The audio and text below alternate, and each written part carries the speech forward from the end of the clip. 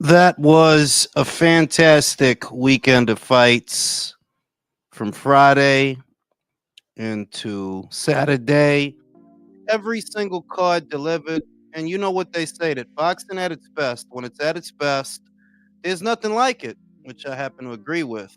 You know, that was pure entertainment from Friday to Saturday.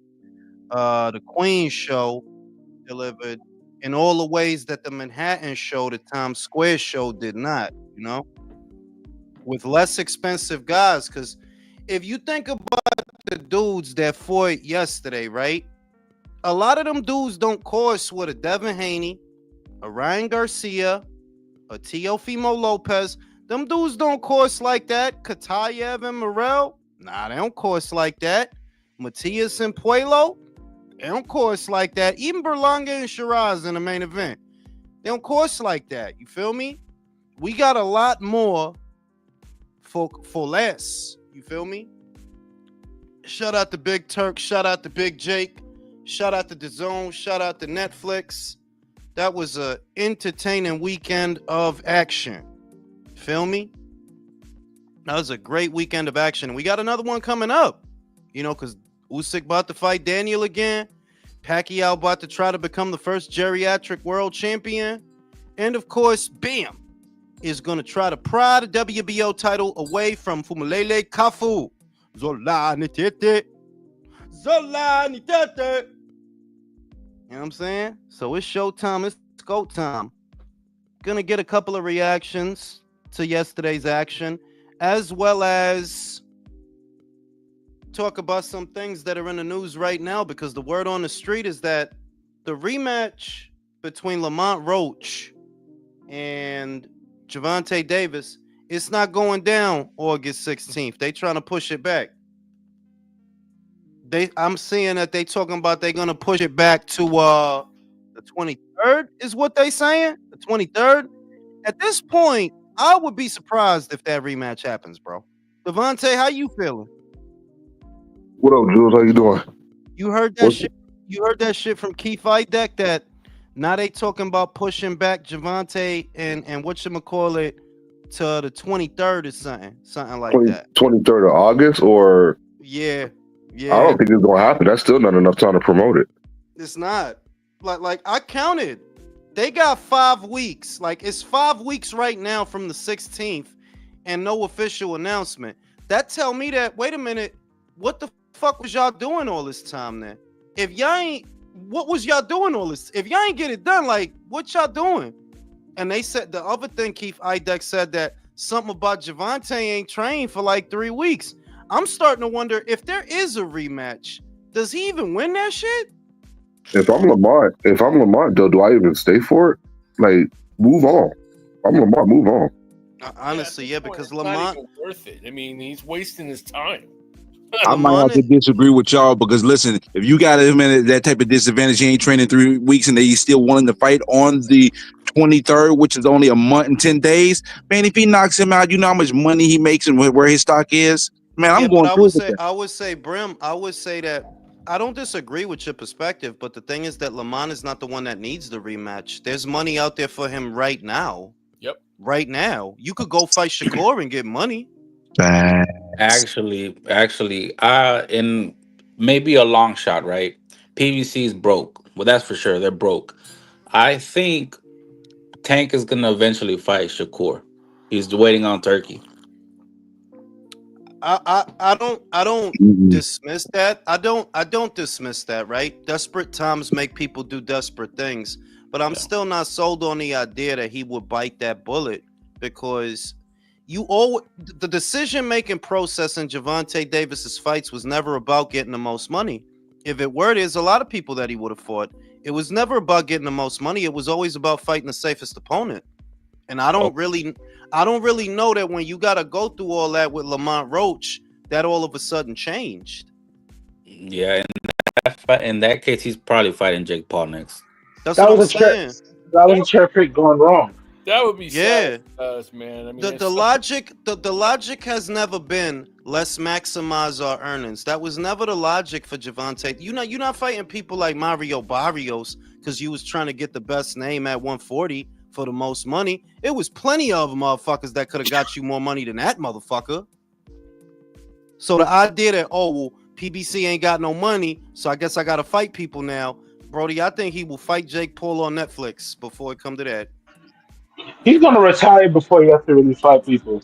But yo, let's talk about how Hamza just beat up the supposed king of fucking New York. That I'm dude so is a fucking happy clown, he beat bro. that bitch ass That dude nigga, is a man. fucking. That Oh, dude that is a was the clown, best. bro. Like I get when he come on TV, like I legitimately feel embarrassed to be from New York when he come on TV because they think we all like that we all Yep. act like him. Oh, did he? Hopefully he learns something from that, and maybe he will actually apply himself Motherfucker ain't learned differently that. in the ring and in life in general. I hope he does it. If he does it, he does it. But I mean, again, I thought his ceiling was gatekeeper anyway from Jump Street. So you got to give him credit for being able to at least get as much money and actually be at a headline of pay-per-view at this point, based on the limited skills and actual accomplishments he had actually Bro, had. stop giving out participation For real. awards. I know. What the fuck? It's not a participation award. I'm just giving credit for the man being able to make that much money off a limited I don't skill give set. a If he doesn't fuck have what it, he. he's not it. I don't give a fuck what he made. That motherfucker's I don't care embarrassing, what he bro. made either. I'm just saying I just give him credit for accomplishing that when he shouldn't have. Yo, Right, listen, another- you don't he's no, another- one at a time. You don't give him credit for that. You could give Keith Connolly credit. That's what Okay, you there you go. don't Okay, give that Keith to Connolly, Edgar? you phenomenal job, sir. Like, yo, that dude Edgar is like he is embarrassing, bro. And I said it in the video I did. It's like, yo, this dude is stuck in the late 90s and 2000. I wouldn't be surprised if he got Jabot jeans in the closet. And some Pepes in the Marcus closet. Francis Jabot. Hey, Brim, You don't hate on I'm not Jabot gonna, jeans, dog. I'm not gonna overhold you, bro. Edgar look like a doja. Edgar look like the type of nigga that, yo, my nigga, go to the store, Yo, get us some sodas. come on, yo, man. He did you just lost call him a Doja, Canelo. dog? Did you just call him a Doja? lost Wow. Shit is, Canelo and you know, held He him does to look it. like it. yo, y'all gotta Lost stop it. talking. Country, who are you even talking to, bro? Well, I'm trying to talk about all you motherfuckers. No, you keep over me. fucking talking, and I can't fucking hear nothing. Jesus. So what? I can't hear nothing either because y'all keep fucking talking. Shit. No, I'm just Country playing. finna beat your ass one day. But check it out. You know what I don't like about Edgar for real? I feel like you trying to glorify drug dealers. That's why I don't like him. I don't know what it is for other people. For me, it's like, yo, you a cornball. You really trying to act like you in a Jay-Z video, like on God, like that's how you act. Like you act like you in a music video. You a fighter, homie. Relax. Focus I was on born your in fighting. I was born in 1996. He was born in 97. So both of us never was in that era, in that time to even have to be Yeah, but fucking who you struggling see? like Yeah, that. but who you see him emulating? You got Fat Joe everywhere. And by the way, look, motherfuckers might not like The me for shit, this. the shit about him. Whoa. Motherfuckers might not like me for this, because I don't mean this about every Porter Rock. Obviously, I fuck with Porter Rocks, but Fat Joe is a corny ass dude, bro. And to me, he was always Super corny. he was always a corny ass dude. Like, yo, and I just don't like that the dudes that's repping New York, like, yo, this, come on, The be whack like these ones end up dudes. rising to the top. Yeah, like these dudes is like, come on, be like this. And Jada started a podcast with him. I'm like, Jada, he not even gonna let you talk, bro. How the fuck? Like, what is the? He not gonna let He you was talk, good bro. when he was, you know what? He was good when he was a sidekick on DITC. I think when he went solo, his first joint was alright, but nobody was really like, checking for him that hard body. Big Pun was his gate through the I'm be game for real. real. That For was real. that was his meal Listen, ticket.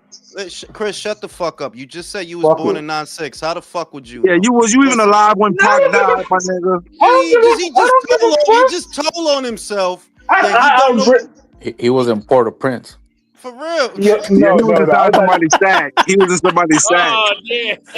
yeah, nah. But I, check it out. I'm gonna be real that there's guys, and Brim gonna know this. We're in the same age group.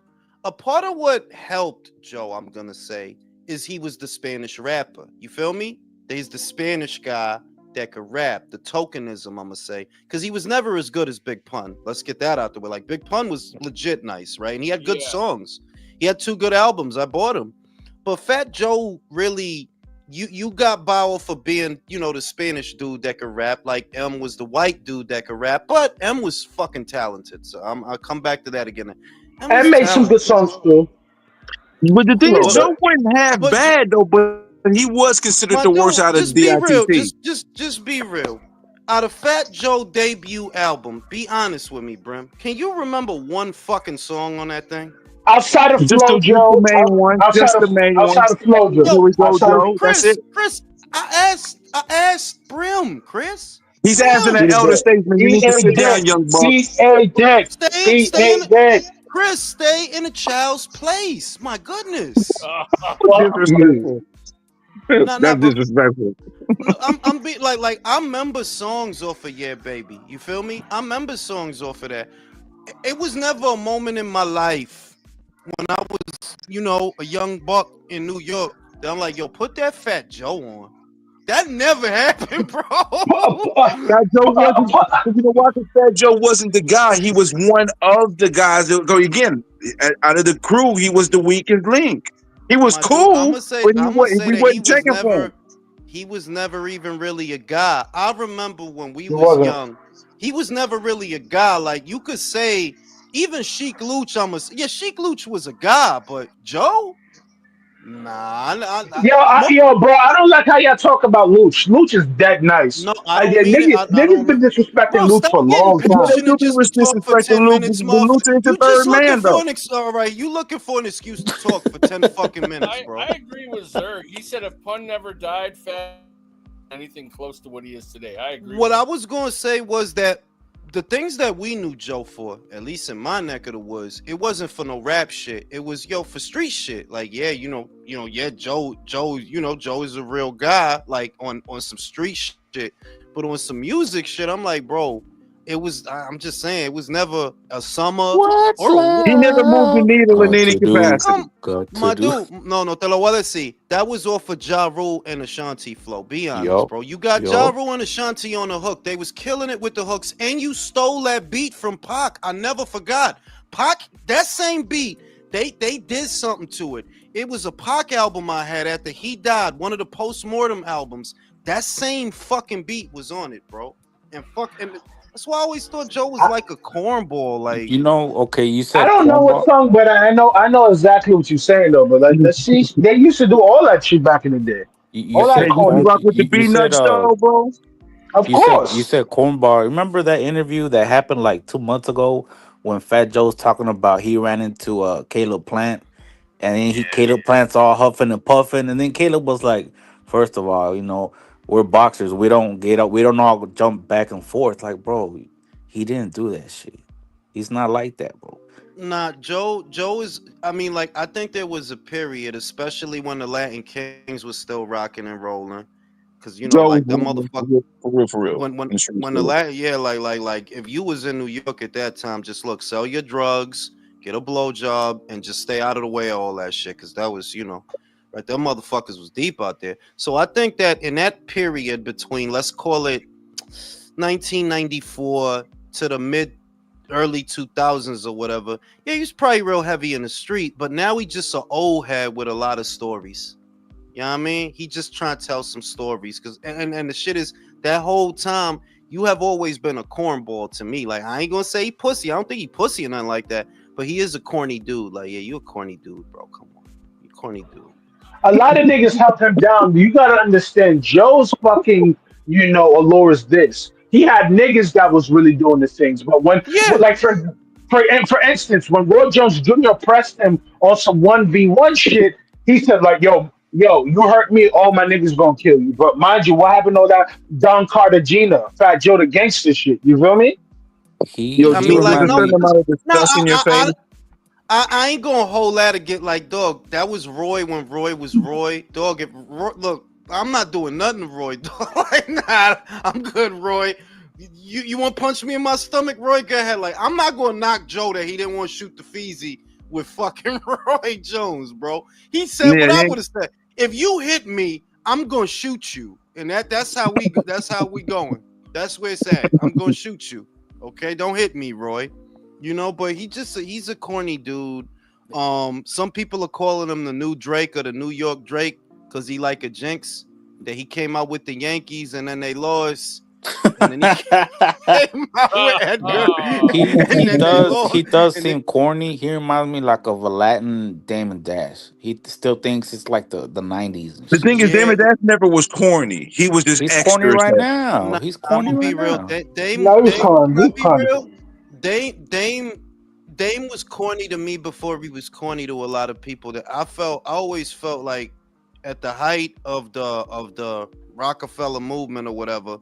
I always just thought to myself, yo, they even got the executives talking shit. Cause Dame, you don't even rap, but you trying to be in everything. You know, you trying to be in the Yeah. video. And honestly, I thought Diddy, not to make it about Diddy before Chris gets excited. I always thought that about Diddy until Diddy started making music. When Diddy made music, I'm like, nah, Watch your punk ass mouth, nigga. I'm But just you know all the saying. I'm stories just about saying. Dame. Listen, listen. When Diddy, when we bring up Diddy, Chris, he be on the ceiling, bro. His Like, nipples get his nipples get pursy. His nipples get Yo, pursy. I hate niggas so much, but Wow. son. Y'all be on my nerves Motherfucker with this starts shit. Yo, levitating and but like, shit. listen, I have firsthand experience with Dale and with Dame Dash because I used to produce music for real, for real. And let me tell you something, Dame Dash is very difficult to deal with on some levels. Like he's overly brash and he didn't know how to communicate well. I'm like, I was telling him like, yo, chill the fuck out. You going over the top for what? Like, bro, relax. I'm trying to have a But when you conversation. have, You're going through fucking but months.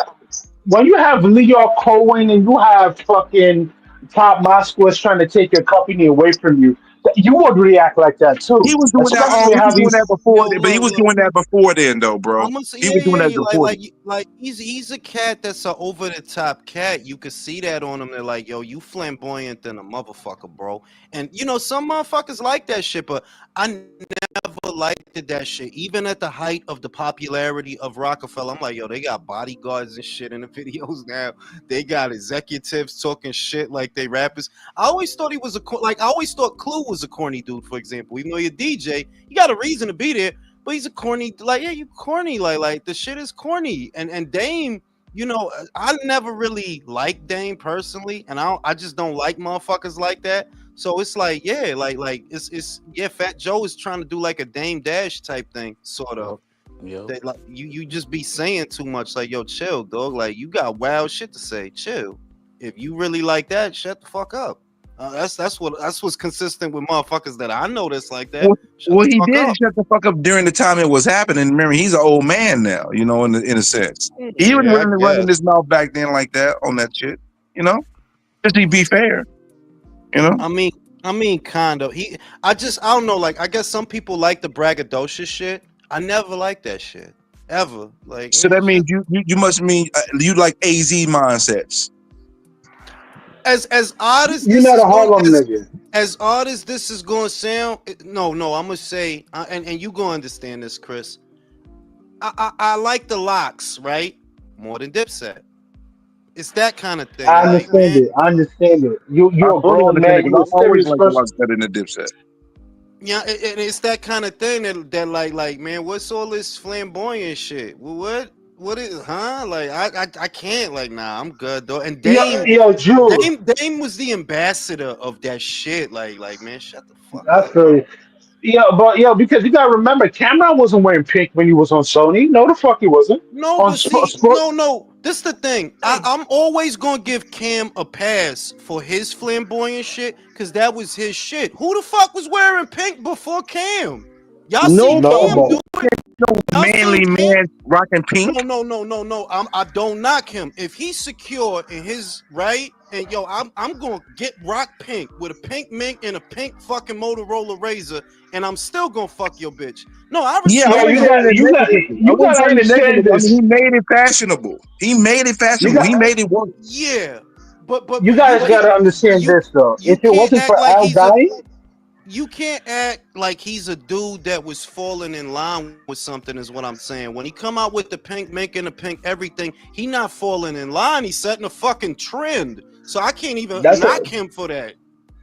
that's a fact. But you have to understand, if Big Al was alive, that nigga would have flamed that nigga for all the way Yeah, but up what and the down fuck, tomorrow. my dude? What the fuck does Big L have to do? What the fuck we talking about, bro? But I'm hear me not out though, talking because about Big L. No, Big L dead, hear me no. out, bro. but hear me Big out L though. unfortunately died. Okay. Let me just land the plane. Yo, knowing how those niggas grew up with Al, Al would have flamed anybody who was wearing pink. Like, come on, bro. Al would have just made him fuck. Al would have I fucking mean, I clowned don't that know nigga for that. years. I don't know that. That's like saying if Edwin Valero would have lived, Pacquiao would have never won the title. Man, what we I know. talking Man, about, bro? Like, yo, you know what what we you talking didn't land the about? plane, you crashed that shit in the fields. Yeah, you Well, landed no, that yeah. shit in the river, bro. Speaking Like of that crashing, pilot. I You am It landed was in the gotta correction. I am flame. looking at this picture of Edgar Berlanga ass up, face down, and it's the funniest fucking thing I've seen in a while. No, I but got that yeah, shit saved, bro. Edgar Berlanga is basically Baby Junior Fat Joe because it's the same kind of cringe that, like, yo, you really like a 90s rap video extra. You know what I'm saying? I could see Edgar in the background doing all the shit in a 90s hip hop video. Like, it couldn't have happened to a fucking nicer guy, man. I'm Did telling you. any of you guys see the look on the video of the look on Devin Haney's face when Edgar got knocked out? He must have this had is money process, on like, him or something. That shit was PTSD. funny, man. I'm He had, next. he had left hook flashbacks. That's what that was. The Yep. shit, but the other shit is that it probably was the UK thing. Y'all keep thinking these UK boys is playing. They not, dog. They fighting now. Like, y'all motherfuckers gotta catch up now because they fighting and y'all yakking, y'all yapping. I seen Richardson Hitchens was at the shit. It's like, bro, Devin got a fight coming up with Brian Norman. What is this rah-rah shit? He's busy, bro. Go find something to do. It don't this I don't know what it is about especially New York cats with the loud shit that what are you yelling at Devin for? Devin literally has a fight announced. What are you Yeah, but he doing? was telling Norman to knock him out. It's just banter, I think. I guess in a way, it's I banter. think it's my dude. The shit I'm saying, I know it's banter, but it's corny. The shit is corny. Like Devin has a fight coming up, Richardson Hitchens. This shit is corny. Go do It's a big something old with hole. yourself, motherfuckers. Go fight Surreal Matias. That's there you go. There you go. Chris understand. Like, yo, what you yakking and yelling at a dude that's busy, and it's a whole champion right there with a whole belt for you to fight. What the fuck are you Who you doing? ducked? Who you ducked? Who you tried? Who you got Liam Paro to fight? Then you fought Liam Paro. Now motherfuckers want to get all gangster with Liam Paro, but don't want to get gangster with Subriel Yeah, Matias. that shit is Fuck out of here, man. it's the waste of time shit, I guess, that I'm getting at, Brim. That it's like, yo, dog, motherfucking American fighters just love wasting time and Yeah, they talking. do way more talking than fighting. It's true. That's true. What the fuck? You see Devin Haney is at the fight. You know he has a fight announced. What is even the fucking point of you talking shit to him, dog? So we can all make videos of, you know what, Richardson, man, fuck all that. It's a champion right there. He just won a belt. Y'all got unfinished business. Go fight him, because you ain't fighting Teofimo. You not fighting Ryan. We know you can't fight Devin. Go fight Why fucking can't he fight Matias. Tio? Why can't he fight Tio? Bro, Tio acting like a bitch. You already know that. I'm surprised Tio wouldn't try to take that fight because I thought we would feel that safe. You think I'm giving him a pass? No, Tio the one that pulled himself out of the Devin Haney fight. That's the point I'm making. Like, yo, the American fighters, man, like, what are y'all doing? Like, go fight, bro. Stop talking, stop yakking, and go do your job. The fuck? I wouldn't be mad if Tio dropped that belt and retired, bro. I really wouldn't. Mr. T said the tank ticklers are coping. Shakur rattled them. Yeah, I seen all that shit yesterday. It's all sorts of tank woulda, coulda, shoulda.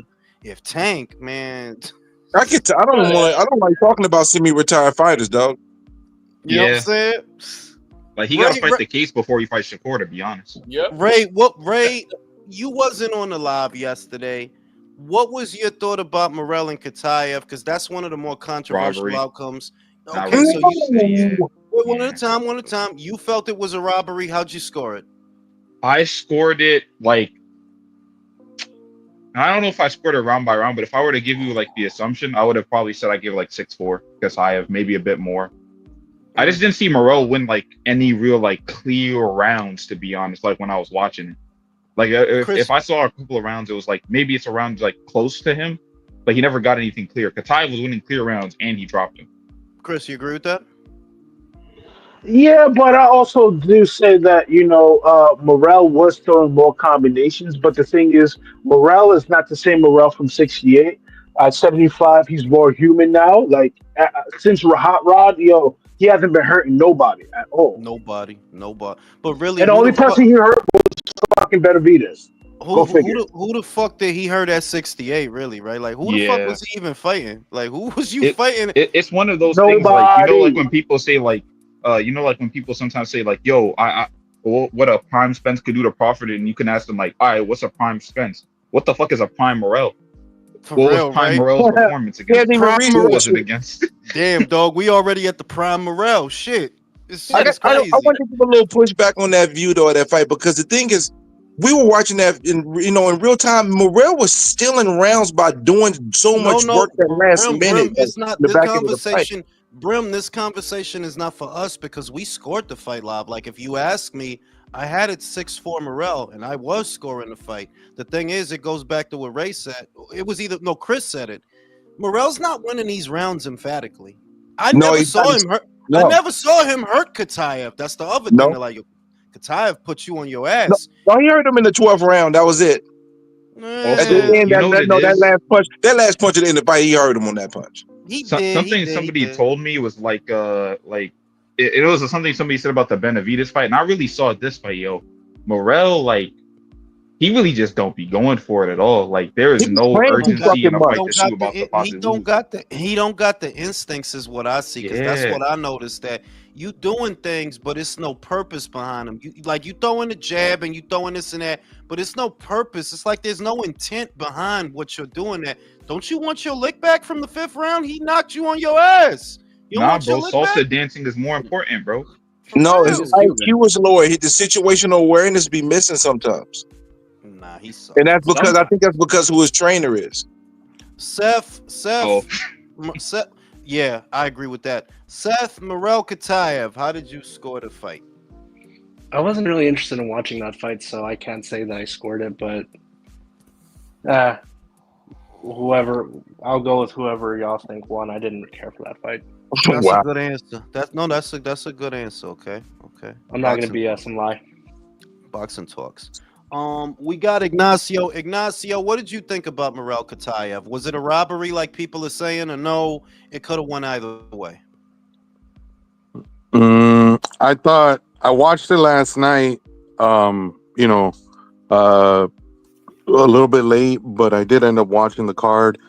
At first, I thought Morrell did enough to win the fight, but then I ended up rewatching it again this morning, and I kind of think that Khataev should have got the decision. I don't know. 6-4 either way to me makes sense, because what I noticed is he stole a lot of rounds in the back end of the fight. I'm not making excuses for him. If I thought he lost, I'd just say he lost.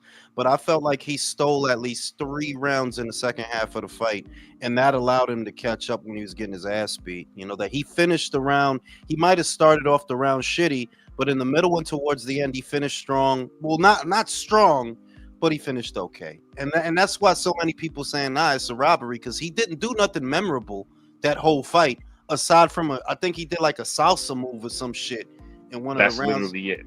That's damn. If you only remember for dancing in a boxing match, that's bad. I mean, who the fuck does he think he is? Hector Macho Camacho or what? It's fucking Hector Lavoe or some shit, bro. Do you think they should run it back? No. If they did, I would watch it. But if they did, I would watch it. No, you know what? I'm gonna be honest. There should be a rematch. It was close enough. There should be a rematch.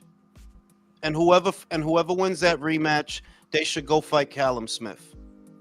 Whoever wins that rematch. The funny part, Jules, was Khataev put hands on Morrell more than Benavidez put hands on him. Yeah. That's the damning thing. That here you have a guy. Khataev is not a big light heavyweight, by the way. The dude looks like he's maybe 5'8", 5'9". He knocked this motherfucker on his ass clear and hurt him. But big David Benavidez, the monster, could He not sent do him that. flying across the ring, man. You know, I'm cape for Benavidez for a half a second. You ain't gonna catch me doing this a lot, but I'm gonna cape for him for a hot second, because the approach in Morrell for the Benavidez fight was very serious, very, very combative. We gonna do this. In this fight, he was lackluster, lackadaisical, doing goofy shit. He got knocked down from trying to doing all the showboaty type of shit. That's how he got knocked down. So I don't feel like it's necessary to that triangle theory. I'm not. Listen, I know y'all hate David, but be fair. That triangle theory. Theory? Well, it's a triangle theory that David didn't do as good as he did, but the truth of the matter is the approach from Morrell in the fight was different.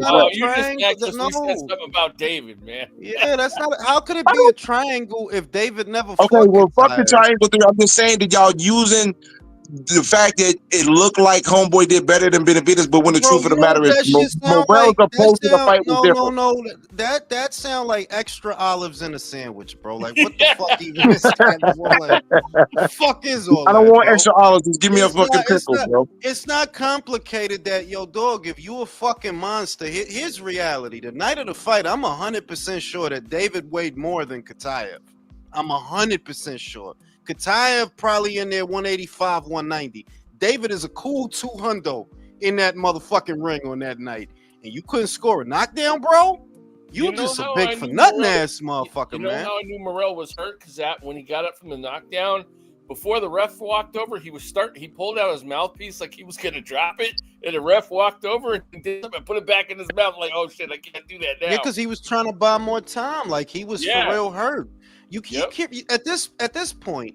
You can't really make excuses for it because we're seeing that a lot of guys that David fights, other people fuck them up worse. I think that Resendiz fucked up Caleb Plant worse than David. We know Canelo did. He knocked his ass out. You see what I mean? David, like, David won yesterday, but he looked worse for wear with Khataev. He didn't look half bad with you. He was okay. He's all right. This is like saying, oh man, we can't say Floyd Schofield hits harder than Zepeda because he knocked Farmer the fuck out while Zepeda went the distance with him twice. Like, come on now. Yeah, like it's just a common sense argument. So, Shakur Stevenson's performance, what do you guys rate it? Did that performance change your opinion of him? Is he no longer a runner? I mean, changed my opinion. No, not really. I mean, he knew Zepeda wasn't a big puncher. Yeah, he's not gonna do that again. I never was a runner. I think he had one shitty performance, and the way he responded to it is why he got labeled this way. But he's not a consistent shitty performer. But he did step up to the plate. It's depending on the opponent. If the opponent is known, is explosive or can crack, he's not going. Of course, he's not going to stand there, but he's going to be out to move a lot more. I feel like he proved some of the naysayers wrong, but I'd like to see a few more performances out of him. I'd like to, and like you said, if I want to see how he does what he does again if he goes up against someone who can really crack. He's the best lightweight. He's the best lightweight. There's no question about that. Now, if he moves up, and you confronted with Subriel Matias, yeah, bro, I think Matias would get at him. But that's another thing. How much longer do we give Shakur before he moves up? I don't think he's gonna move up no time soon. I don't either. Yeah, he doesn't look like he's struggling to make 35. Yeah, he's not. Who would pick Matias apart, bro? Apart. No, I don't know about that. If you stay on the ropes like you did with Zepeda, bro, he's getting stopped, bro. 100%. He made a choice to fight Zepeda like that. Y'all don't understand it. He chose to do that. The people are forgetting he made a decision. You don't choose to have your back on the ropes. No. Dude, you're doing too much. Too much. Yeah, you're doing too much, Brim. Like, you need to calm down. Now, the second thing I'm gonna say is nobody chooses to sit on the fucking ropes and have a guy.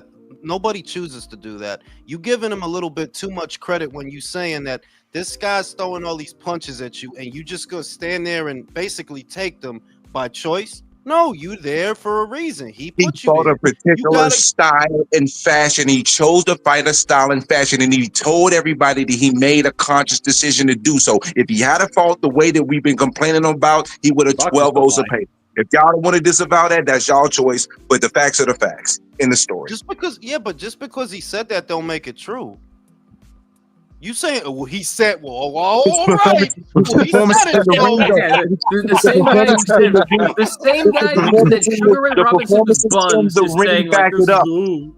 And that's the bottom line. Because Graham said so. No, the performances in the rings back it up, though. If you correlate what he says based on his performances in the ring, and if they line up, then what the fuck are we talking about? No, really, bro, having your back on the ropes.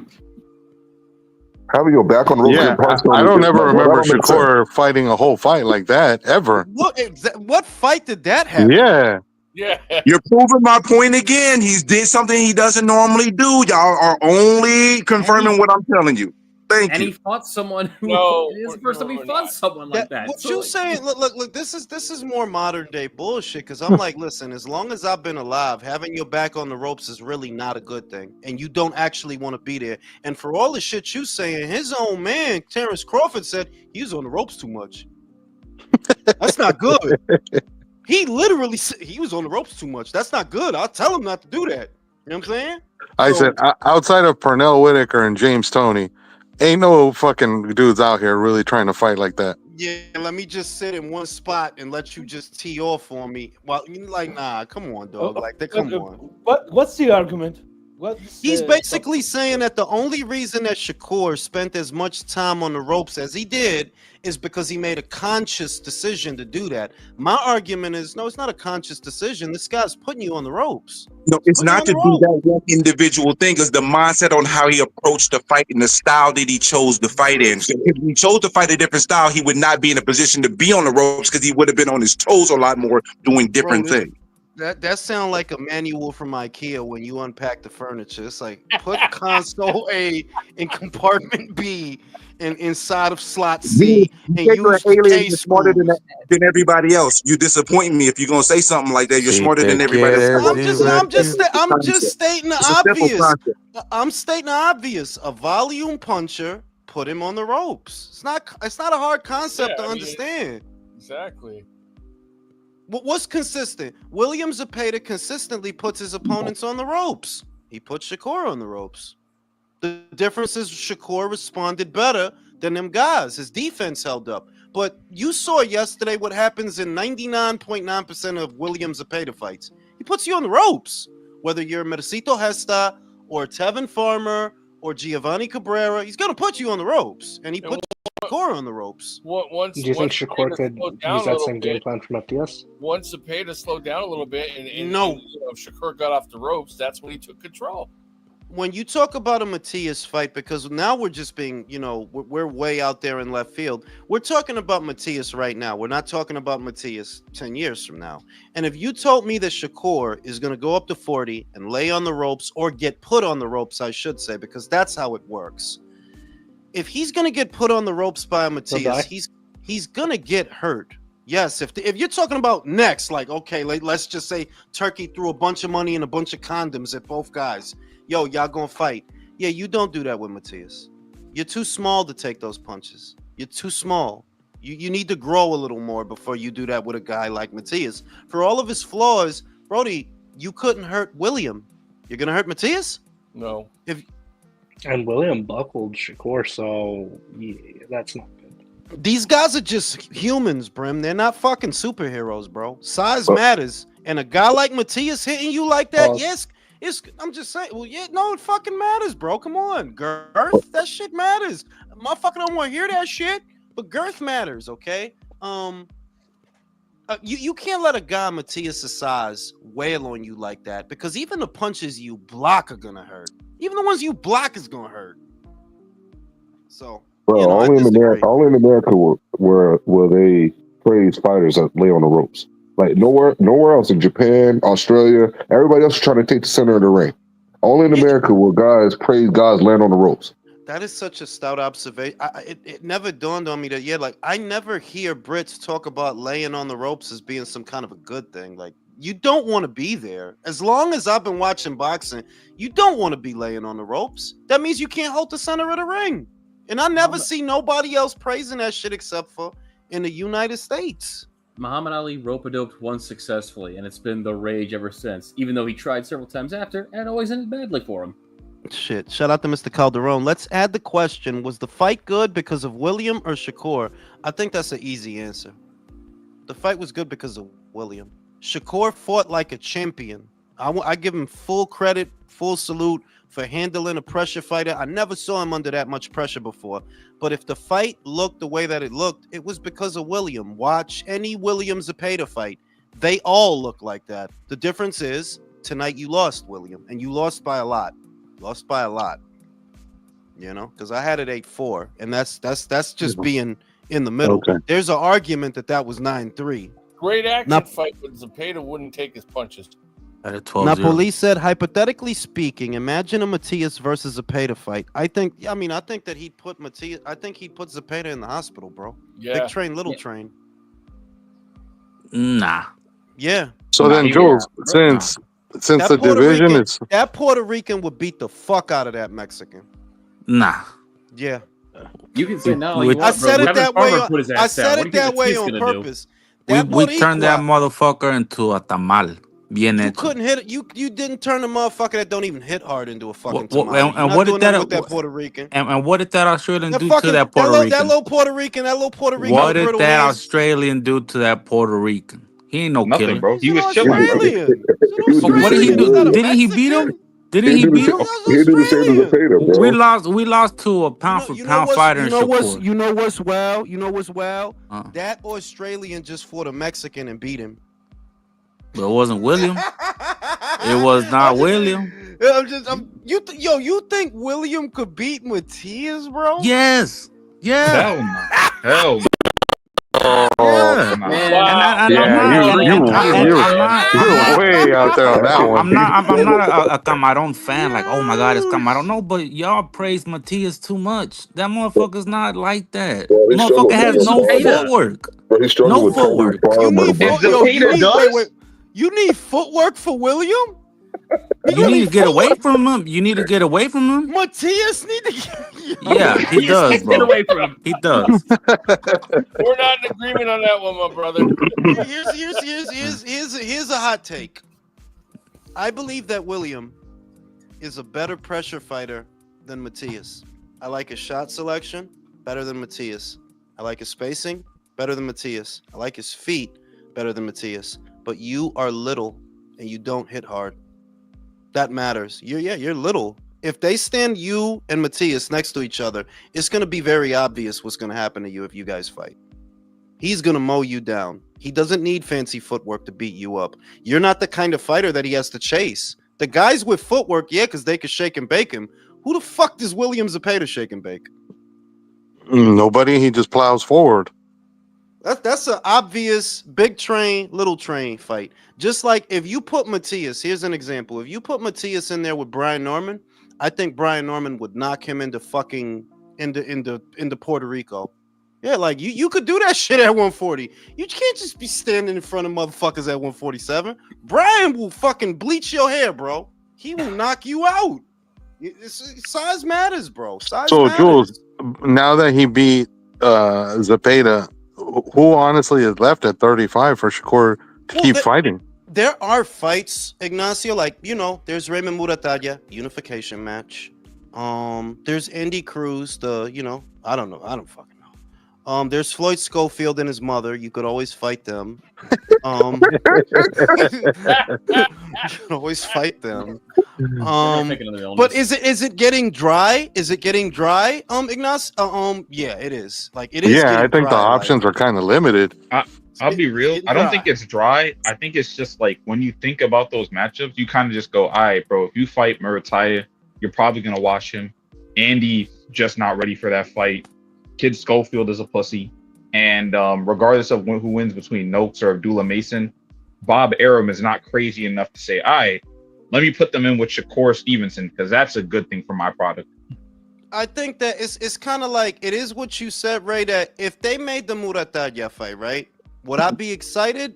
No, but I would accept it. I would accept it because, well, what do we want Shakur to do? He's fighting a champion. He's an unbeaten champion. What the fuck can he do, right? But nobody fucking thinks Raymond is going to win that fight. So how could I be excited? Like, yeah, you could do it because it's a unification match, but it's like becoming undisputed champion by fighting George Kambosos. It's kind of like that, like. No, Yeah. I don't. Nah, he's not as bad as George. That's disrespectful. No, I'm not talking about that. I'm talking about. I understand that Shakur looked great tonight, last night. I mean, but still, you guys have always give too much credit to Shakur. I think he needs to prove what he is, especially as this way. Why he will not need to fight the other champions? No, yo no estoy diciendo, no, espera, Leo. Leo, yo no dije eso. I'm saying that he can stay and he can do that. He can have those fights. But you yourself, Leo, you're not going to pick Raymond to do anything with Shakur. If push comes to shove and they made that fight, you're picking Shakur like I'm picking Shakur, like the whole fucking panel is picking Shakur. Okay, It's not exciting. Do I you think understand Shakur that should stand match Shakur is going to be the favorite to all these other Yes. guys. Yeah. What about Tito Mercado? Dilo otra vez. Ooh. Doesn't have a belt. Hasn't really proven anything. No, but he's a prospect. He still needs more work. No, but He might as well fight Abdullah Mason for fighting fucking Mercado. wait a minute. I understand that Shakur is going to be the favorite to all these guys at lightweight, but still, I'm not saying that Murataya is going to beat Shakur, but for you fighting him, yeah, you're going to face another guy that's another champion, and you're going to have to show something more. With the William Zepeda fight, just show more. Maybe with the Murataya fight, you are going to show us another level, and that's something that you need. Leo. I'm not saying he should put it off. I'm saying that the well is running dry. We can only name about 3 fights for Shakur that actually make sense. Raymond is one. Schofield is kind of one because they talk too fucking much, and Gervonta. But after that, what? He's gonna fight a fucking prospect? that's in not a Abdullah realistic Mason? fight, though. Like, what's No, the I'm not. I mean, is not fighting like that. I agree with you, Ray. But this is what we mean when we say, yeah, the well's kind of running dry. For sensible fights for Shakur that make sense for where he is, yeah, there's only about 3. Yep. Would you put Andy Cruz if what's the IBF champion's name? The only way Andy Cruz makes sense for Shakur is if Andy fights Raymond and beats him. Then it makes sense. But I'm still gonna look at it what if Raymond vacates the title? I mean, if Shakur decides to stay with Matchroom, that would be a fight to make. Look, bro, answer your own question. If Andy Cruz, having not fought Raymond Muratalla, becomes an email champion, and then he were to go into a Shakur Stevenson fight, how would you feel about that fight? It is what it is, I guess. Exact. We're on the same page then. I would say yes. I mean, he's a champion, right? It is what it is. Yeah, Shakur, go fight him. But I'm not gonna pretend that at 5-0, I think Andy Cruz is ready for Shakur Stevenson. Like, no. But that would be a more credible scout than anyone Gervonta fought at 135. I don't know. No. Let's be honest. William Zepeda is a more credible scalp than anyone Gervonta Davis has fought at this weight. Because look at who he fought at this weight: Rolly, Isaac Cruz. No, I'm saying Frank Martin. Cruz. Look. Nah, bro, he beat Rolly, bro. Hector Garcia. I think people is acting like Shakur look fantastic and showed a lot of new things that gave my respect to last night.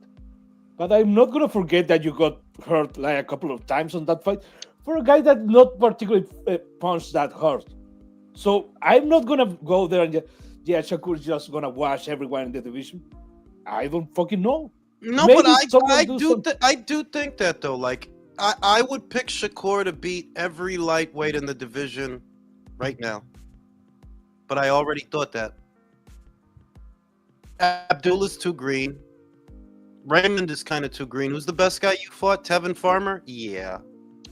Oh, right? And by the way, if you want to, what's it called? That Tevin Farmer fight, if you want, you remember how people were kind of saying, you want to see Shakur Stevenson's better, just watch the Farmer versus Zepeda fights? You can actually do that for Murataya. If you watch the Tevin Farmer fight, that shows the exact blueprint. There's not a lot to Raymond when you really look at it.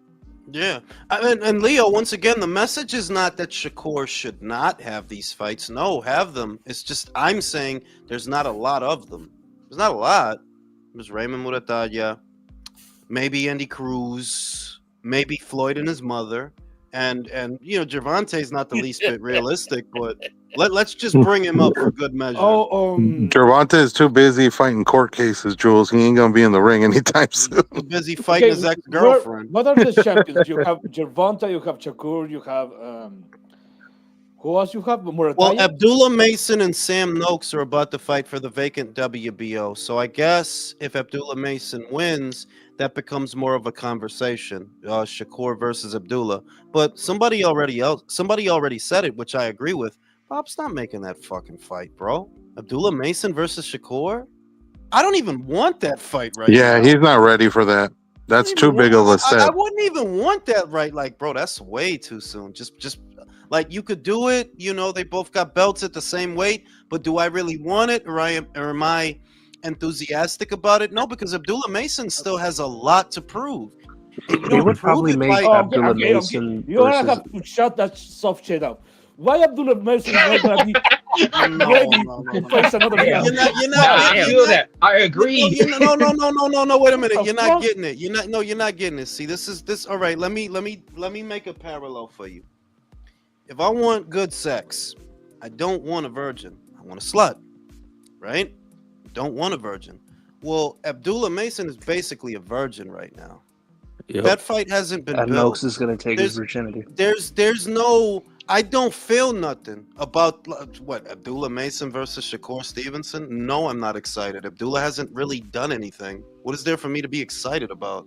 Can we say that Raymond is also a virgin?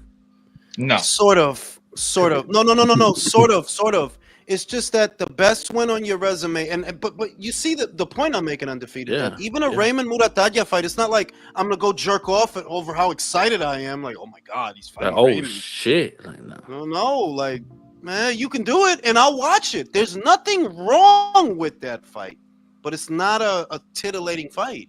It's like, nah, it's not really. Do you think Bob would make a unification match between Muratadja and Mason? Bob's not actually a fan of unification matches, so I say probably not. Remember, Or Bob, Turkey, since what is it? Isn't Mason a Ring magazine ambassador? If Bob was a fan of unification matches, how many guys has he had at 126 right there with each other, and he didn't fucking do nothing with them? Didn't fucking do shit. Yeah, he's sending guys to fight other guys. Yes, you know what I'm saying? So I think you have a point. I don't think all of those fights are going to happen because of Bob. But if you're not, maybe you don't think that much about Shakur Stevenson and those guys like their opponents. But I would like that boxing behave like a real sport and the pieces fall into place like they should be. Leo, let me tell you, Leo. Let me tell you, I would be more excited, and this is mildly more excited because my mind is already made up. But I would be more excited to see the winner of Mason versus Noakes against Muratadja because they're closer to the same level. Shakur is a 3-weight world champion. He's considered pound for pound to many people. He's way up here to these young men that haven't really done much. I don't want to see this. I want to see this. So if that means Shakur, go get somebody pregnant or something. Go get in trouble. Go get arrested. Go do something. I would prefer to see Mason versus Muratadja over Stevenson versus Muratadja. It's just it doesn't seem competitive to me. You understand? Just you could do it because they have belts, but Andy Cruz, bro. Andy Cruz versus Shakur. That's another one that I'm like, I would rather see Andy Cruz versus either Abdullah Mason or Raymond Muratadja before I would put him in there with Shakur because the experience discrepancy is too great, and I want to see even contests. That's when the fights are good, when they're close to even. You got a guy in Shakur, if he goes in there and wins a ho-hum decision, well, that was fucking exciting. Do you think it would do anything for his legacy? Yeah, but he does struggle with that Cuban style. No, that's more Keyshawn. I think that's more Keyshawn than him, isn't it? Also in the Olympics, he lost to Robesi. One close loss. Olympics, let's not do this right now. Yeah, and Robesi is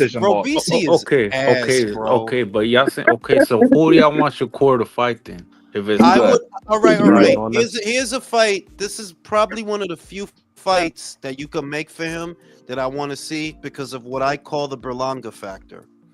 I would love to see him humiliate Floyd Schofield in front of his father. I don't think Floyd stands a chance. I don't. I think he gets fucking humiliated. But because of his fucking father, that's the fight I want. Like, y'all just don't shut the fuck up. Like, shut up, bro. That's one of the few fights Shakur could have at that weight that I would be like, yes, give me that. I'll 100% agree. Yep. That's the fight.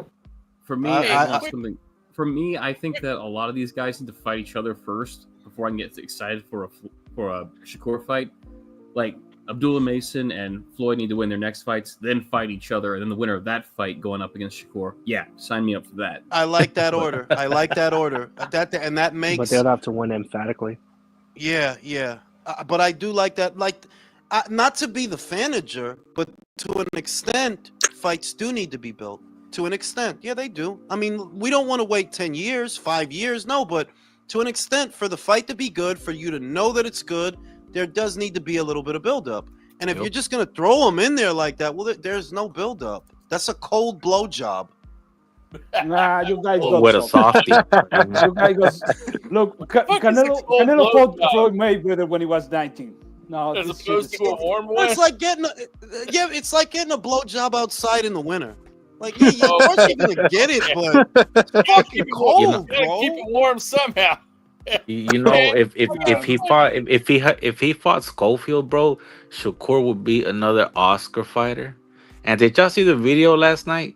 This dumbass in the plane when he's making fun of Berlanga. Yeah. Like, bro, your fighter just lost. Es que ese tipo está pasado, man. Tú no ves que ese tipo está pasado. He's you can't shame him. Y'all don't understand though, bro. Like that Berlanga losing made that shit feel so much better, bro. He forgot about Zepeda after that, bro. He was like, yo, thank God he lost, bro.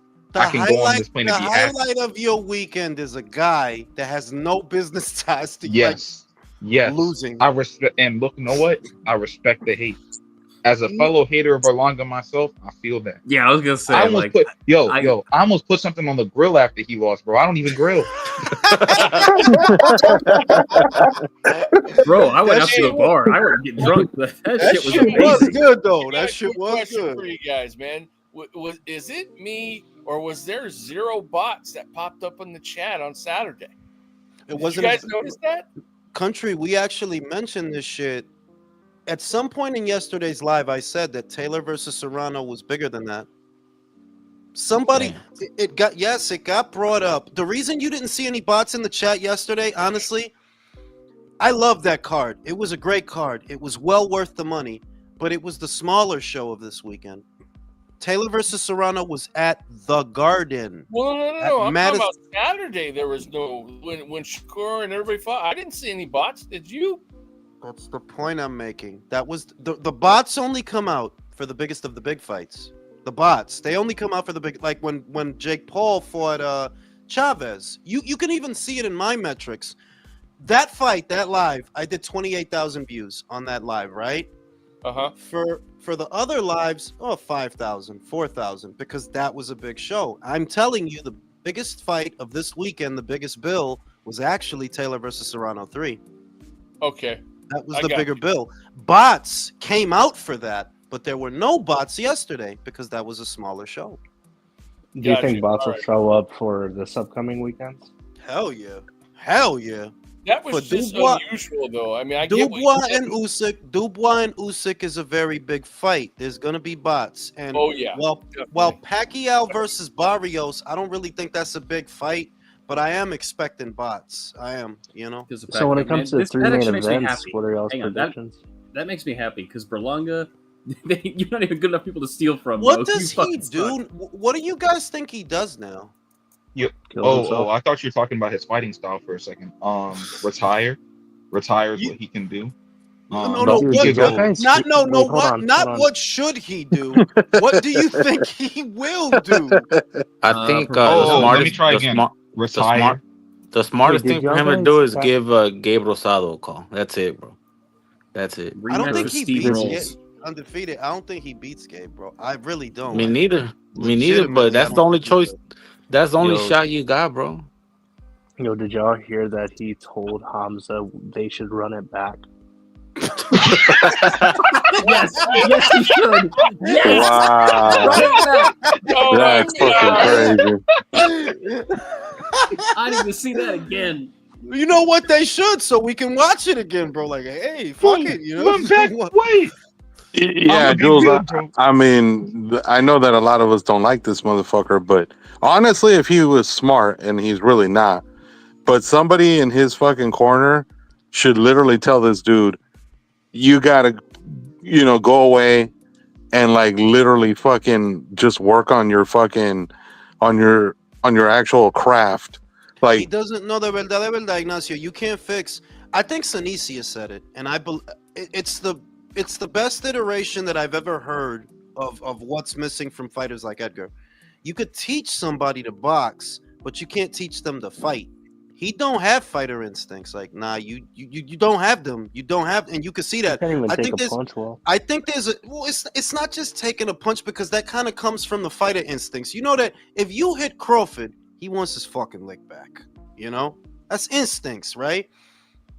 Edgar don't have shit like that. Like you could get that dude the best trainer, the best everything. He's gonna be what he is. You can't make him better because he's not really a fighter. He's a rapper stuck in a boxer's body. Like he's like a transvestite or something. Like a non-binary or some shit like Yo, that. you most know what I really important saw as the factor- issue? Okay, The, go, Leo. the most important factor that you cannot miss when you watch Edgar Berlanga, but especially last night, that guy is retarded, like for real retarded. dude, I thought dude, that shit that he does with the gloves, that's a special needs kid. Shit. Oh, you mean the slap of the gloves that when he he- knocked when out? he- Claps. Dude, You know why? dudes, That bro, was his bro, hold on. international signal that they took his white helmet away from him, man. Oh No, hold on, shit. hold on. so he was doing the Someone- fucking monkey, the monkey fucking, crashing the cymbals. With the Dude, symbol. someone said that No, he no, was the applauding the Hamza reason for knocking him down. the Like he was reason Wait, he's applauding what? him. the He was reason applauding that- Hamza for the dropping reason him. I think that he doesn't have a fighter's instincts, that thing that he does with his gloves, and you can go back and see this. He's actually embarrassed that that he got knocked down while he's falling down. He's smiling. You understand that? You're paying attention to the crowd, and you're worried about a lot of other things than fighting in the fight you're in. I don't. Edgar's not a fighter in the like. I never seen shit He's like that. Like, retarded. how are you embarrassed, bro? Like you're embarrassed that you got knocked down. That's really not what I'm used to seeing from fighters in that situation. Like, guy get knocked down, it's all good. You got to get up, whatever. You're actually worried about how you look to the crowd. You shouldn't be boxing, Edgar. Like, I personally, he should retire. Like, yeah, you shouldn't be boxing. someone Bro. needs to- You don't have the someone mind needs- for that shit. Someone needs to have the someone Rocky 3 asked- conversation with him. Like, these were all setups, bro. Like, you were set up to look this good. Yeah, they need to have that Mick conversation with him. Now, police said, Jules, would you put Imam Khataev after last night's performance? If I had a choice, I would say Khataev versus Buatsi. Yeah, I mean, if we're going to make a Christmas list, but is Buatsi going to take a fight like that on a whim? I say no. That's a good fight. Has he rebounded? It's a from the great film so fight, but far? I don't think Buatsi would take it. Has he rebounded yet? No. Nah, not yet. Shout out to Killer B. Plant versus Berlanga. Retirement for the loser. Yeah, there you go. You could do that probably, right? Loser Yeah, next I round. would go with that. But you know what's Saying? crazy, and what I noticed about Berlanga, and I think you said it a while ago, but it's like, you know how you kind of look at a guy and you could kind of tell what type of style they are. Like, you look at Zepeda, right? Aggressor. Yeah. You look at Shakur, defensive. Look at Devin, also defensive. Like, very clear distinctions. I remember I was kind of arguing with somebody on BDA when I was talking, and he told me that Berlanga was gonna press Hamza. And I was like, when the fuck have you ever seen him do that, bro? Like, I've never seen it. In fact, I remember people said, oh, he didn't really run from Canelo. I was like, he tried to, but you know what? He doesn't have the ability to do that either. I don't think I've ever seen a boxer that, it's fucked up to say this, you don't have the ability to really do anything. Yes, he does. I said he doesn't have a style. He's not a boxer puncher. He's not a pressure fighter, and he's not a pure bot. Like, you're not really nothing, bro. You just doing things that you see other people do, like the way you talk. That you always say shit you hear another motherfucker say. That's how you fight. You just borrowing shit. You don't actually have a style. Whereas William is fighting off of instinct. That's his internal rhythm. He's going to come at you. He's going to throw punches and bunches. Shakur is going to counter. These are all internal things. Edgar doesn't have that. You don't have instincts. So you shouldn't be boxing. He And knows he's that going- he doesn't have it. No, Go he's ahead, sitting bro. there going like, "Oh, he's getting all these knockouts. He's a power puncher, bro. You knocked out Hammond Eggers, and the second you stepped up to the fucking gatekeepers, the knockout stopped. Yeah, like, oh, he's a power puncher. Ugh. The motherfucker cried because he knocked out Padraig McCrory. Like, bro, like, really? You broke down in tears because of that? Yeah, You know, but so he knows He he cried ain't when he shit. graduated from the short bus. Is it rude to say that like it's rude to yo, keep cutting off undefeated. my bad. Here you go. No, you're good. He knows that he ain't shit, and he's not built for this. I believe he was 100% like he's willing to fight AJ just to get the payday and go, cause he knows he ain't gonna be here that long. Bro, he's a fucking retard if Do he you think takes Yeah. he'll that live if he fucking fights fight, AJ? bro. You want to fight Anthony Joshua, bro? All right. I Go would ahead, love to see. They should just Ber- let him go to heavyweight, bro. Fuck it, yeah. I would love to see You Berlanga. are be what you want to be if you work hard at it, right? Like Nas said in the shit. Go ahead, do your Dude, thing. I Edgar. would love to see Berlanga take that same right hand that Anthony threw at Ngannou. I would. You know what fight I would really like to see? Jayo Pataya versus Edgar Berlanga. That's a great fight, bro. Oh Think God, of you're the trying to get Ellis us Zorro killed, fight, man. That's but a better. great public execution. You make. It's a great. I don't even think fight. he'll be a pink mist. Like, You know, and then we got Usyk Dubois 2 coming up. Does anybody feel that Daniel's gonna get it right this time? No. Nobody. Define what you mean by get it right. Like, not quit in the ring? Yeah, I think he's good enough to not quit in the ring this time, but I don't think he's going to win. So everybody on the panel's got Usyk.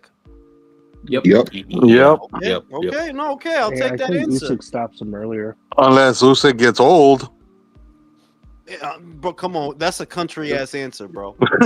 Yeah, I got Get Usyk. out of here, man. Unless Daniel wins, I got Usyk. Right.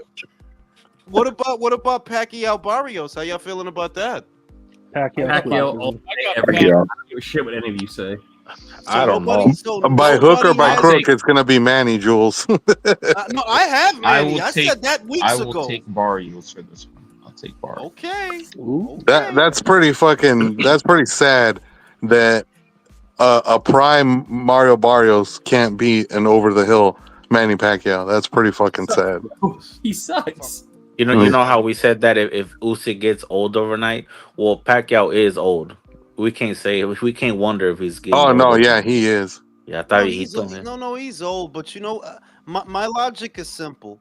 If Barrios were the kind of fighter that's going to try to shake and bake Manny, then absolutely, Manny, your legs are way too fucking old to keep up with a young guy.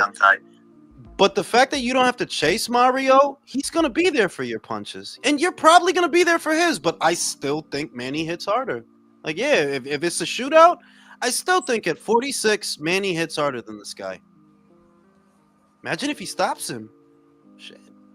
Yo. Yeah, well. What about Zulu Fundora? I got thanks for shifting the focus. Yeah, I know that there's a chance that Tim loses this fight. Rest assured. It's not a foregone conclusion that Tim gets it right or that Tim wins, but I have Tim. And I have Tim by way of knockout. I think Tim will get him because this time he actually knows what's coming. I agree. I got Tim this time. And like I said, I'm saying that with the understanding that, look, you got your ass beat last year. That Russian motherfucker fucked you up, and y'all haven't even sniffed at a rematch with that fucking Russian, right? Like, there ain't gonna be no Murtazaliev rematch, in other words, right? Those demons may still be with you, you know? They might be. But I think Tim is the kind of cat, he wants to be here for this fight. He wants this. Like, look, man, last year was fucked up. This is one motherfucker I could beat. That's what I think he's thinking. I can beat him, you know? If I have a full camp, I can beat him. And I think he's going to do it. I think he's going to beat Sebastian. I think he's going to knock him out. I got Sebastian Fundora by decision. All right, cool. By decision? Ooh. Yeah. Who else has Sebastian? I don't. Yeah, I think his title reign comes to an end. Honestly, this is a hard ass pick. Hard pick. It's hard to trust. It is a little hard to trust Tim. Not like you know that in that first fight, yo, dog. If it wasn't really for that elbow, dog, he was about to knock out Sebastian. Like, yeah, he was. If not for the fucking elbow, But it's just, damn, that Russian beat your ass. Are you okay? You know? Well, You I up, mean, man. he already had a fight since then, Jules. So No, that's with Joey fucking Spencer, bro. yeah, but Dude, at least he got back in the ring and kind of, is trying to work those demons as far as like not being scared or nothing. And then, like you said, he's trying to get back for one of the two losses. So I think this will definitely show whether or not he's meant to stick around for the long haul or not. Like, because if he loses again, yeah, it might be se jodió, yeah. done. If Look, he Yeah. loses this one, se jodió. this Yeah. is what I know about Tim Tszyu. I don't know his mental state after that beating. That's true. But this is what I know about Fundora. Dude, you're at heart, you're an inside fighter. Good enough to stop Lubin, to beat Lubin. But I do remember that you got dropped on that fight. You got hurt and you got dropped. And you are good enough that you got stopped by Brian Mendoza on the inside. So yeah, that side that you're trying to implement now, that you're trying to use the jab, that the shit you should have been doing for a long time since you're beginning your career, you didn't do it because that's not your thing really. Now you're trying to do it because you think that's smart, because you realize that you are not that good on the inside with your side to be at world level and not get stopped for all these guys. But it's too little too late. I don't think you have enough to change, to take advantage of your reach and your length. You're gonna try that shit with Tim, and maybe it's gonna work for a couple of runs, and then Tim is gonna take over, and you're gonna revert to your old style.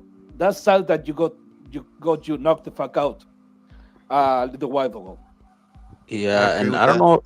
I don't know if I saw the shoulder program, but him and Costa, they're cool now. They're all lovey dovey and shit. The No, the mo yeah. eso es bullipeo. Eso es bullipeo. He just talked. See, para la cámara, I notice, I pay attention to this.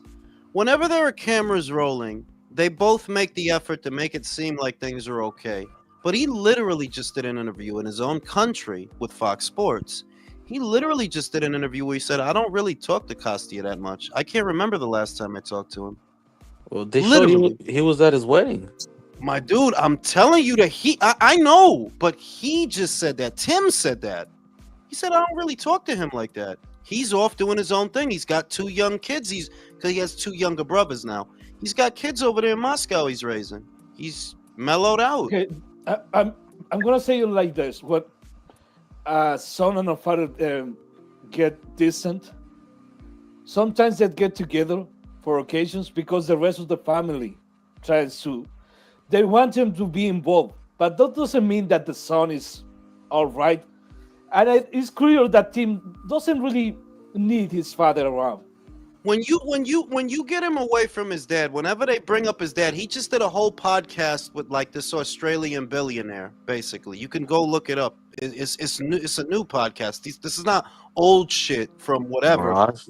He literally said this shit. They're like, yeah, he don't talk to his dad like that. And that's always, as long as I've known about this fighter, he's been estranged from his father. And yeah, when they get together, they'll smile and it's all good. But they don't really fuck with each other like that, bro. They really don't.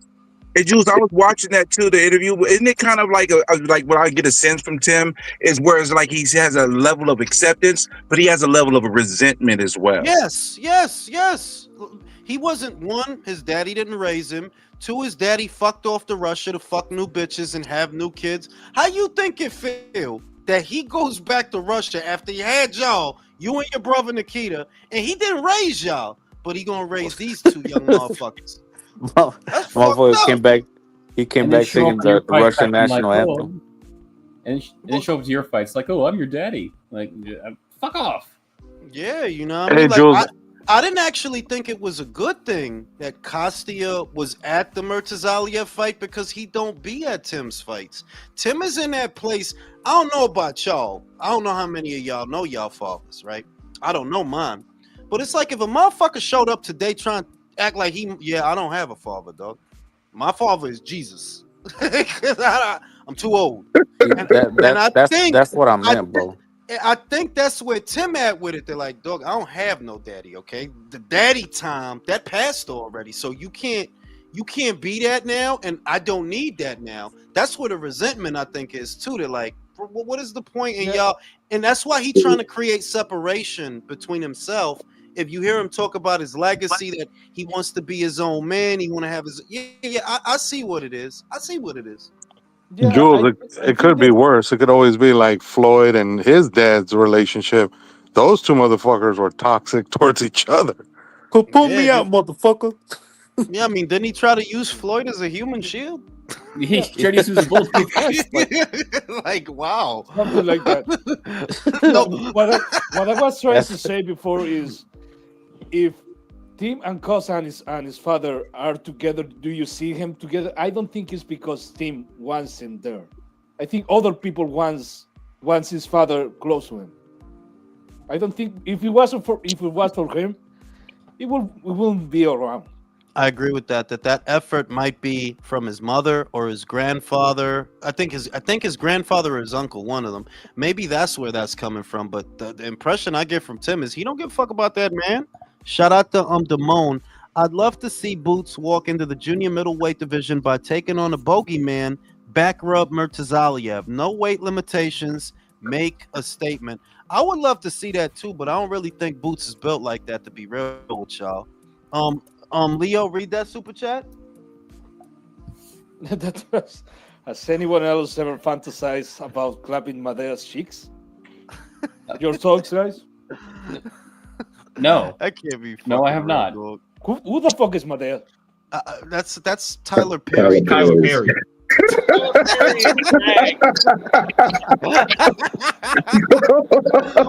god. Motherfuckers got too much time on their hands, B. What the fuck? But yeah, I think he's gonna win his fight. I don't think anybody has Kafu doing anything with Bam this upcoming Saturday. I think everybody has Bam winning, so there's not much to think about there. I don't think anybody has Trevor McCumbee beating fucking Diego Pacheco. I don't think. No. So those are kind of It foregone feels conclusions. every time when we say that kind of shit, something bad happens. So in other words, you have McCumbee beating Pacheco. No, I don't know about that fight. So you have Kafu beating Bam. No, I don't know, but that's the problem. I don't know enough about Kafu to make the statement. The only thing I know about the fight is Bam, really. But I haven't seen Kafu, what he can do. What kind of fighter is Kafu is? Counterpuncher. Kafu's, yeah.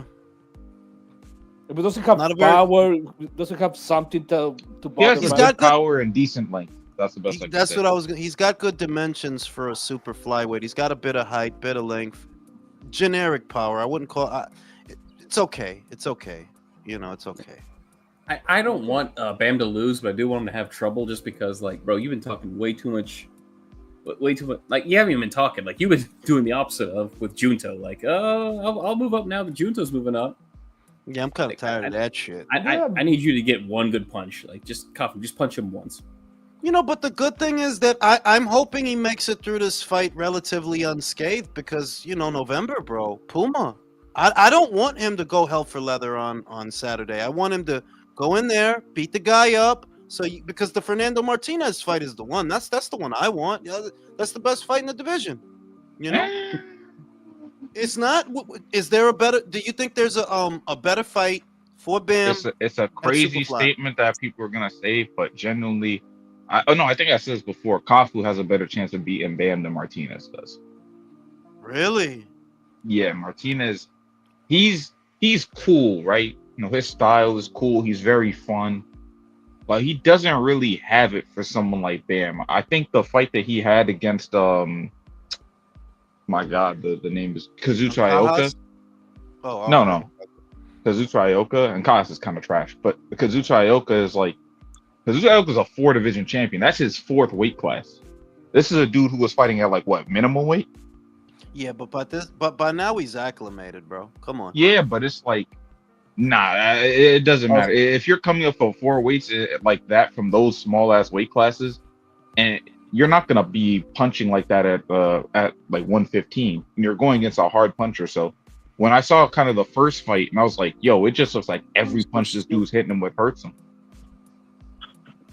You just can't get past that. Also, Yoka won that second fight.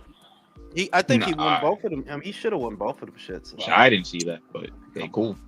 They should have robbed him. They should have robbed. That's what I meant to say. They should have robbed him. Like, what the fuck? Come on, man. Fuck, home field advantage. But are there any other fights in this month after next weekend? Nope. No, I think there's one. Because on the 26th, Jules, it's the fighter you love to hate, Clarissa Shields. Fuck. Yeah, no, because isn't there a Kenshiro Taraji fight coming up soon? I'm pretty sure. There is a Kenshiro Taraji fight coming up, but I don't know if that's this month. There is. I think it is. Does have a fight coming up, but I don't know if it's this month. And then what? August? What do we got? Yeah, there is. July 30th. Who is it? Kenshiro? Yes, Kenshiro Taraji versus Ricardo Sandoval, from what I remember. Okay. I fuck with Kenshiro. He's always in an action fight. What about August? What does the August schedule look like? Other than that Turkey card on the 16th, Jules, there's not a lot of like really good cards the next month. August 2nd, we got Duarte versus Sims Jr. The 15th, we got the Tamu White card, but that's coming up. August 16th is Atama versus White. That's not bad. And the 23rd is Rafferty versus Chamberlain. And the 23rd, Riviera versus Cordova. And I think that's it for August. And Top Rank's not doing any shows in August. Nope. It's gonna be no. Well, they keep farming everybody out, right? Well, they don't have a choice until they fucking iron out a fucking deal. Yeah. Do you think they're gonna iron out a deal for September? I mean, look, the rumor is that it's Warner Brothers Discovery. I'm just telling you what the rumor is. That's the rumor. That if they're ironing out a deal with a major broadcaster, it would be Warner Brothers Discovery. That's a big platform. That's actually pretty good. Well, the other good thing is I think it's a little bit soon. Month of football starting up too. So if we don't have any boxing to watch, we can watch football. No, I'm I'm gonna smoke a cigarette. You guys, you do what you do. I'm gonna smoke a cigarette. gonna ask y'all this: what's Alicia Baumgardner fight Friday? Do y'all think she beat Carolyn Dubois? Nope, and she looked trash. Bro, Derek James is I don't say he's a bad trainer. No, you can say that. Yeah, you can say that. Defensively, though, bro, I don't know what his fighters be doing. Bro, at this point, I'm convinced he did teach Ryan Garcia the booty roll. I am it's just Ryan went in there. Was like, "Are you sure?" No. Jason, really, you're convinced from the videos that we've seen where Derek James is on the ground just staring at this motherfucker? Like, really? Come on, bro. Derek James has that look of like, "Hey, I'm just here to get a check. Fuck this." I seen her calling out Katie, and it's just like, bro, you got other fish to fry at 35. I don't know if you beat Beatrice or Carolyn. She got like that. She looked pedestrian out there, like on the real to real. And I can't blame Derek James for that, bro. I was just about to ask that. Do we blame Derek James, or was that more her just trying to rush the knockout? All right. Hand to God. Probably think that was just her rushing because she's just not used to her power not immediately having an impact on a fight. Yeah. She was never this ass with Tony Harrison. Yeah, but she wasn't never that. Hold up. Let's be fair. How long has it been since she actually fought for real, outside of those little 4 rounds? Kind of a long clip. I guess, but it's like, I don't know. That's like alarming to me. Like, she looked like really bad. Like, that was. I don't know if there was any bit of quality in that fight. She did look real pedestrian. She looked. Yes, there's ring rust. Hold on. Ring rust is where I go and I say like, maybe you're not pulling the trigger as fast, or maybe you're taking a while to get started. Yeah, you just look straight trash. Like, punches were bad. falling in constantly. Like couldn't get your spacing at all, couldn't get your timing at all, couldn't get anything at all. Like, Well, I will say it this just then. looked off. Tell me if this makes sense. I think Derrick James might not be the right fit for her because Derrick James stylistically, I think it's more up and down, straight up and down, no filler effects, but strong fundamentals. I don't think that's what Alicia needs, so that could be an issue too. You know, tell me if I'm off. Maybe because like I'm thinking about like older fights she had. I forgot it was like some fight she had against this like hard punch from like Argentina, and it's just like she just looked like real loose in that fight. You know, the jab was flowing perfectly fine, like the combinations were decent, nothing like crazy, just like good, solid, smooth fighting. That's not what I saw. That she looked rigid. It just didn't look like a good fighter at all. Like I think she should think about going to the gym and then picking up another tune-up before she starts thinking about like Katie Taylor or even Carolyn Dubois for the matter. I think she should go to 35. I don't think she need to get Katie out her head. Personally, I think when she moving to Derrick James was not a good move for her, man. She looked better before, to me. I agree.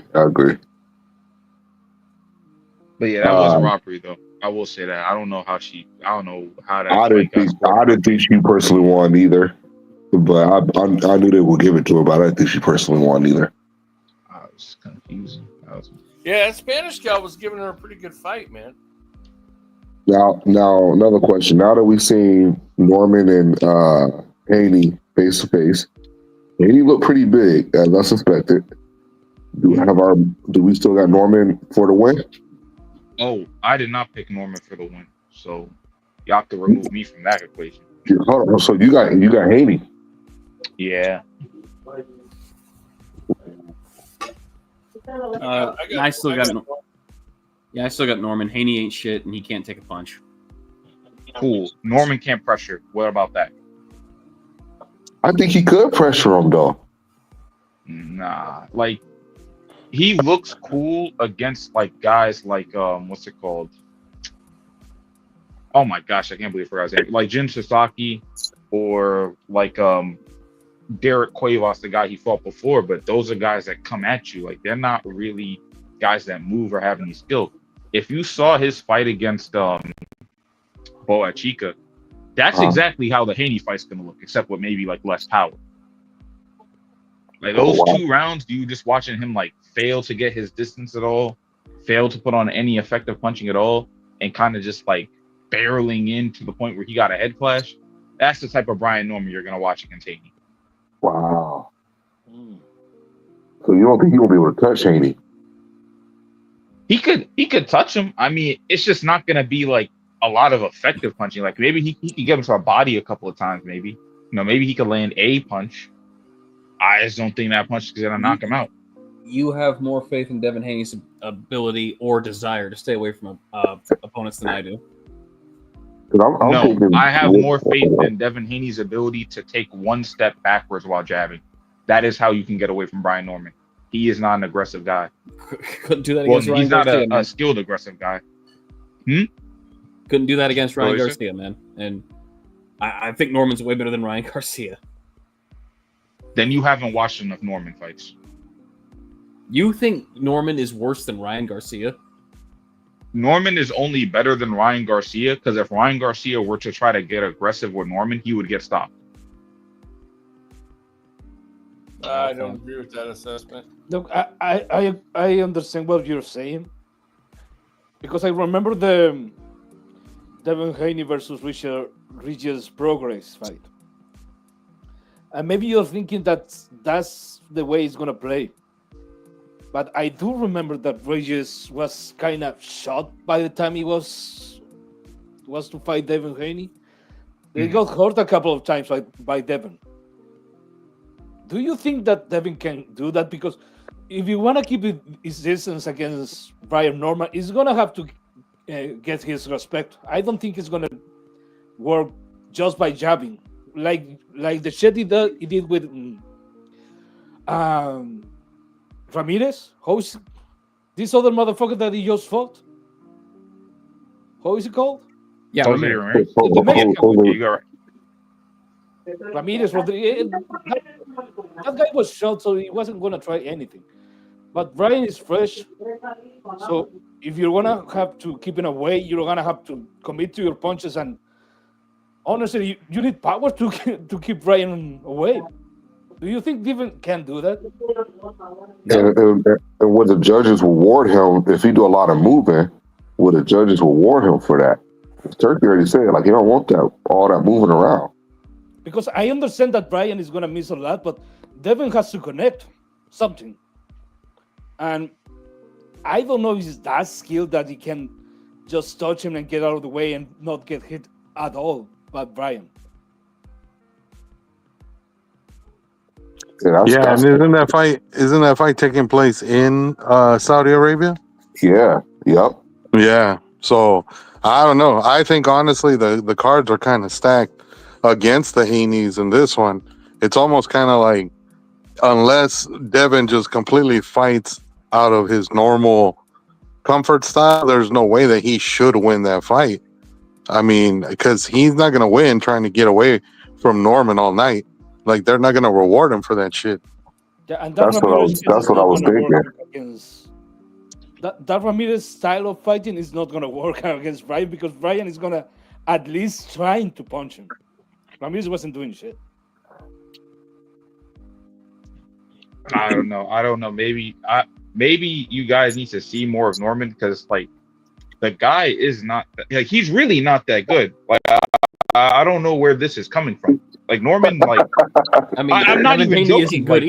There's a bunch of guys who aren't. But the thing is, if you're saying Norman is not that good, then what does that say about Haney? Because we've seen him at his quote unquote best, and what we saw of him recently isn't his best.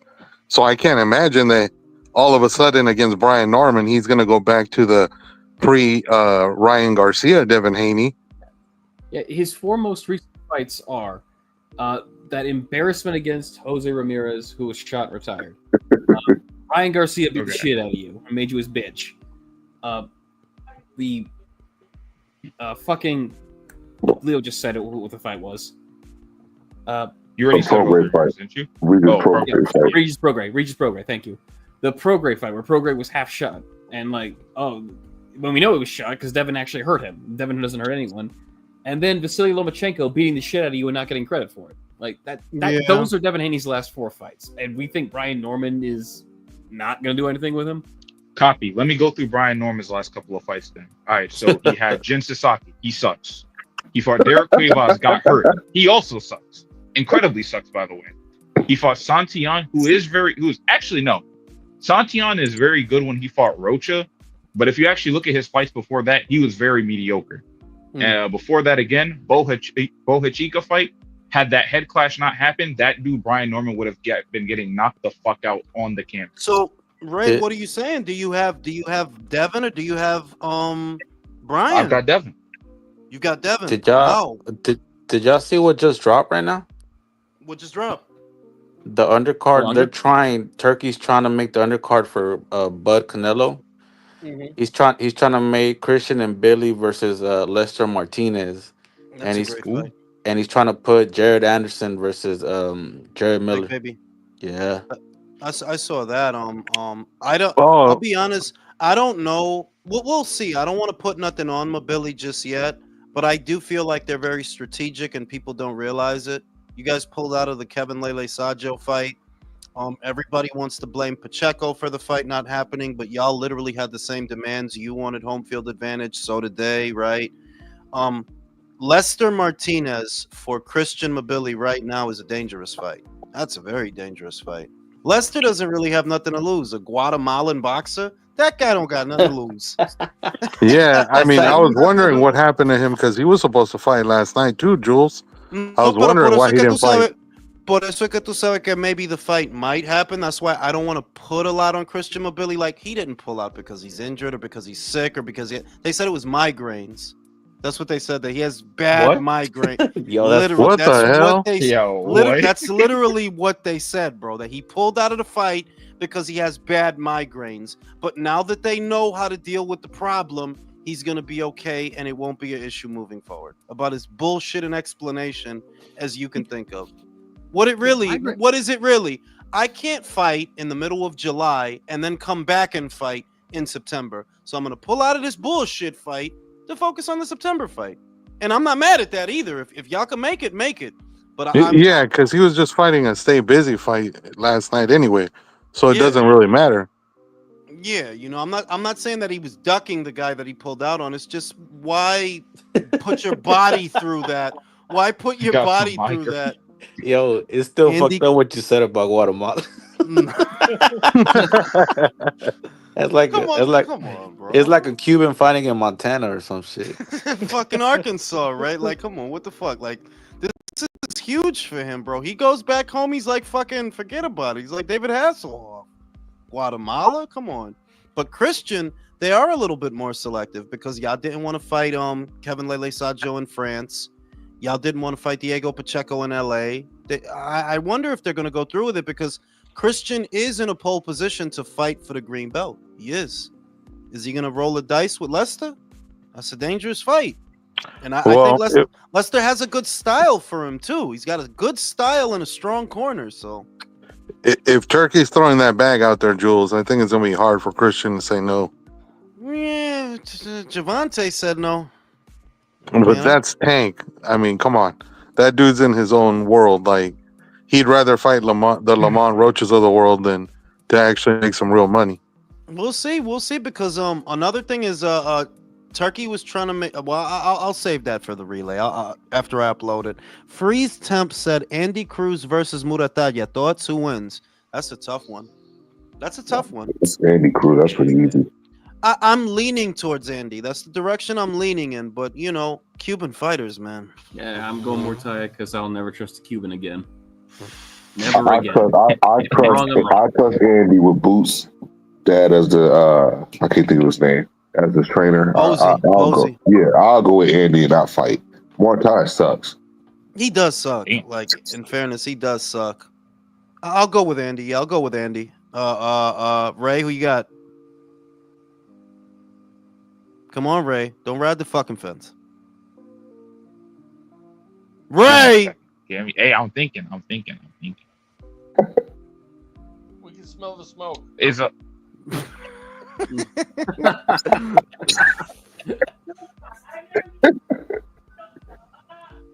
You thinking really fucking hard about this? I know, man. This is hard. This could be a mid-off, bro. I don't know. I gotta think about this, bro. A mid-off? It's a suck-off. Here's the thing. All right, I'm gonna go with the Cuban. I'll go with the Cuban. So here's the thing. The Cuban by split. Raw talent. I will give Andy this much. Raw talent, he's got it. Raw talent, he's got it. But I don't think Cubans are particularly durable in tough situations. So then it becomes a question of, do you believe that Raymond can put him in a tough situation? And I say no, because you didn't put Tevin Farmer in a tough situation. So I don't think you're going to put Andy in one. Granted that Andy is very, very green, and I don't think he's durable. I really don't. But Raymond, you're very robotic, very basic. I thought so much more of him maybe 2 years ago. I had high hopes, but nah. I'm going to go with Andy. Andy on points. Andy on points is my pick. And he has to do it, by the way. That's the other thing. That Raymond, you have to do it unless you're going to give him your belt. CIBF, bro. You know, you got to do it. You know? Shout out to Napolin. Lester Martinez is a decorated amateur in his own right, and he has a golden opportunity to put Guatemalan boxing on the map like Alexis Arguello did for Nicaragua decades ago. Fucking Guatemala, man. You know? What do you think about Guatemala, Ignacio? What about it? The women are pretty they're pretty tight, but they're crazy, just like Salvadorians. They'll kill you if you cheat. They will kill you. They will kill you. Yeah. So if you're gonna cheat, you know, do it quietly. Shout out to Freeze Team Andy Cruz. Yeah, I go with Andy to win that fight. Raymond is mid of mid. Jason, Andy Cruz, Raymond Muratalla. What about it? I already said my piece. Never again with a Cuban. Muratalla. Oh, right. You did. Country, you think you're slick? You didn't fucking say nothing. It's your problem. I was just waiting for you to mention my name. Well, who you got? I'm going with Muratalia. Oh shit! Really? Yes, sir. Oh shit! Fucking country. Oh shit! Welcome to the team, country. Team anti-Cuban. Yeah, I mean, Cuban fighters are not particularly trustworthy in big situations. I would say they're not really. You know, they tend to choke on the biggest stages that they fight on. They do tend to choke. Now, if it was Mason versus Andy, then now okay, I'm going Mason. But Mortali don't bring nothing. Yeah. Wait. Hold on. I'm not letting that shit slide. So you giving Mason the greenest of green prospects? Bro, Mason with body bag and toe tag Mortali. You want my honest opinion? I felt that. I honestly felt that. Like, yeah, this Mason, I trust him more than Muratalla. How? Look, being a foundational Black American, I have a certain loyalty to certain fighters. What? Shut up. You need to just rock with me on this and feel this. No, being honest, no bullshit. Call it faith. Call it faith, because I actually do trust Mason more than I trust Raymond in that situation. He's robotic, dog, and that's the main thing. That you're way too robotic, dog. Now, and even with him being robotic, the thing is, fucking Andy's Cuban, bro. If you get hit hard, I can see you unraveling. I could see it. But Raymond is really basic. I'll go with Andy. I'll go with Andy on points. Because he is talented. That's the thing. He is talented. It's his durability that I don't trust. I don't really think you can, like Andy in the situation that Shakur was in yesterday, I believe he gets stopped. Yeah, how many untalented Cubans have we seen though? Like saying Andy's talented is like, okay, join the Cuban club. No. In other words, he really has something. But because he's so fucking old and because they have to move him so fucking fast, it's an awkward situation that you're 5-0, you're getting thrust in. You need more bring along, in other words, but you're old, so you don't have time for it. So now you're going from nobody to Raymond Muratalla. That's a bit better than what you've been doing. But can he beat him? Yeah, he can beat him. He can beat him, but after that, His whole thing is I beat Keyshawn Davis. Okay, well Keyshawn's moving up to 140 now, so I did think that shit was funny all the time. What the hell is up with Cubans and the age thing, man? That seems to be like an ongoing. Well, because they're professional amateurs is what it is, country. That's basically what they are. Like, they stay in the amateur system for as long as they can. They're professional amateurs, They get treated good for being in the amateurs. Yeah, and the Cubans have cheating records. And it's usually because they can't leave, bro. Yeah, don't forget. I mean, like, it's Cuba we're talking about, bro. What else is he gonna do? Go pro early? No. Get so money? much. I didn't know they did that over there at Cuba. Right? You have to understand that in order to know your age, someone has to do your birth certificate and it has to describe you as a human being when you are born.